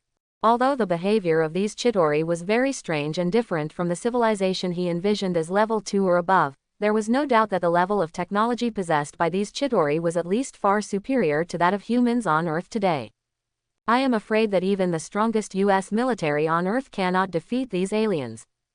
Everyone looked solemn. If aliens invaded to this extent, and the U.S. government ordered a nuclear strike, it is completely conceivable how urgent the situation would be. The army is probably completely collapsed, and there is no hope here. If a nuclear strike is not carried out, it will spread and become more difficult to deal with. The consequences of ordering a nuclear bombing are very serious. Basically, it can be said that even if you are trying to protect all mankind and save more people, others will definitely not think so. Afterwards, you will basically resign and step down to apologize. But even so, those politicians were willing to sacrifice their political lives to order the bombing. It is conceivable that the situation was terrible. Therefore, in the eyes of the directors of the 5 major powers, the disobedient Nick Fury is basically a heinous crime. And everyone's expressions were extremely solemn. This was just an alien army under the overlord of the universe named Thanos. They actually directly attacked the most powerful United States on Earth and almost collapsed. Are they going to use nuclear bombs? What a terrifying existence it would be if Thanos took action himself. However, before they could think about it, the video continued. Nick Fury failed to stop the plane from taking off. As he rushed to the control tower, he shouted into the Bluetooth headset, "Stark, did you hear that? There is a plane with a nuclear bomb." The fighter plane flew over. When the scene turned, Tony Stark asked solemnly, "How long?" As soon as he finished speaking, he was knocked to the ground by a Chitauri soldier. Around him, countless Chitauri soldiers were attacking him crazily. If it weren't for the Mark armor protecting him, he would have been killed long ago. Just die. And even with Mark's armor to protect him, he actually can't withstand it for long. In 3 minutes, it will destroy the entire city. Nick Fury shouted quickly. After hearing this, Tony Stark finally couldn't bear it anymore. He yelled, "Jarvis, send all the energy into the thrusters." "It's done," Jarvis replied calmly. At this time, taking advantage of this moment, Tony Stark directly shook off these Chitauri soldiers and flew towards the sky. On the sea, the fighter pilot pressed the launch button, and the missile flew straight towards New York. The nuclear bomb has been launched and will detonate in 2 minutes and 30 seconds. Over. As soon as the pilot finished speaking, the fighter plane began to return, trying to escape from New York City, which was about to become a nuclear explosion hell, as soon as possible. At this time, in the picture, Thor and Captain America Rogers, wearing armor and holding a war hammer, were fighting against the enemy with difficulty, knocking away Chidori soldiers one after another. "It's me." Captain America Rogers also recognized the very embarrassed man holding a shield, but who else could he be? He was too familiar with this environment. Even with his strength, he almost couldn't survive the war. The war was so cruel. A muscular man who might have been training for 20 years and put in countless efforts went to the battlefield. He was taken away by a bullet in a second. Before everyone could think about it, the God of Thunder in the picture had already repelled a group of Chidori soldiers, overturned a car, cleared a group of Chidori soldiers, and then came to Captain America. He reached out his hand and helped him up. "Can we play another round?" Thor asked. Captain America held his stomach that had been hit by a laser just now and was almost penetrated. He gasped and said, "What, are you sleepy?" Thor, God of Thunder, glanced at him, summoned his war hammer, and said nothing. The two tough guys are holding on hard at this time. By now, both sides are exhausted. At this time, everyone saw the scene change, and it was the widowed sister Natasha. She was holding a Loki's scepter in her hand, and then she was approaching the middle device little by little. Dr. Sylvig shouted from the side, towards the top of it. "I can close it," the widowed sister Natasha said while controlling the scepter. "Can anyone hear me? I can close the portal." "Close it quickly." Captain America, who was extremely embarrassed, shouted quickly. "No, wait." Tony Stark's voice came from the combat headphones. "Stark, there are more and more enemies." Captain America Steve Rogers looked into the air and shouted anxiously. He didn't know what Tony Stark was trying to do. The screen switched to Tony Stark, who said calmly, "There is a nuclear bomb coming from my side, and it will explode in 1 minute." In midair, Iron Man was flying rapidly, chasing the nuclear bomb. The speed of nuclear bombs is extremely fast, but Iron Man is faster. After concentrating all the energy into his legs, the speed becomes even more amazing. "I know where to let it go." Iron Man seemed to have made the final decision. Finally, Tony Stark caught up with the nuclear bomb and carried the nuclear bomb on his shoulders. Almost in a moment, we were above New York. "Stark, there's no way you're going to come back." The voice of Captain America Steve Rogers appeared, admonishing. "Use all your energy to turn, Jarvis." Tony Stark did not listen to the advice. At this time, everyone finally understood what Lin Fang's diary said about Tony Stark carrying the nuclear bomb. Everyone's eyes changed when they looked at Tony Stark. They never thought that this playboy would have such a day.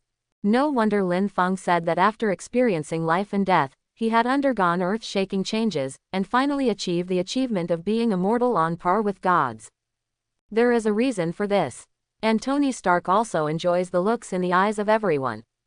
This is different from the looks of admiration he enjoyed before because of his money and status. It is the admiration of everyone for his righteous sacrifice of himself. Do you understand the value of the admiration of these people? Tactical fallback. "Tony, I have to say that I am very impressed with you. I underestimated you before," Rogers said a little apologetically. "I still look at people through colored glasses. I didn't expect that this playboy would have such an awareness at this time. It's really surprising." And Tony Stark's face turned dark. "What do you mean? It means you have never looked up to me before, right?" At this time, he wanted to say something that started with F, but he held it back when he thought that the young old man in front of him was his father's friend. At the same time, when he was proud, he also felt a little more emotional, because he finally understood what Lin Feng meant in his diary. He had never experienced life and death in Afghanistan, and had not experienced the life and death disaster of palladium poisoning. Do you have that kind of awareness? It's hard for him to say. At least if he was allowed to think calmly, he might not be able to make a decision so quickly and make a decision immediately in a short period of time, even if it means sacrificing himself. He even saw himself in the picture, and his temples were gray. What was going on? You know, it's only 2009, and it's only been 12 years since the aliens invaded. It's only 3 years later.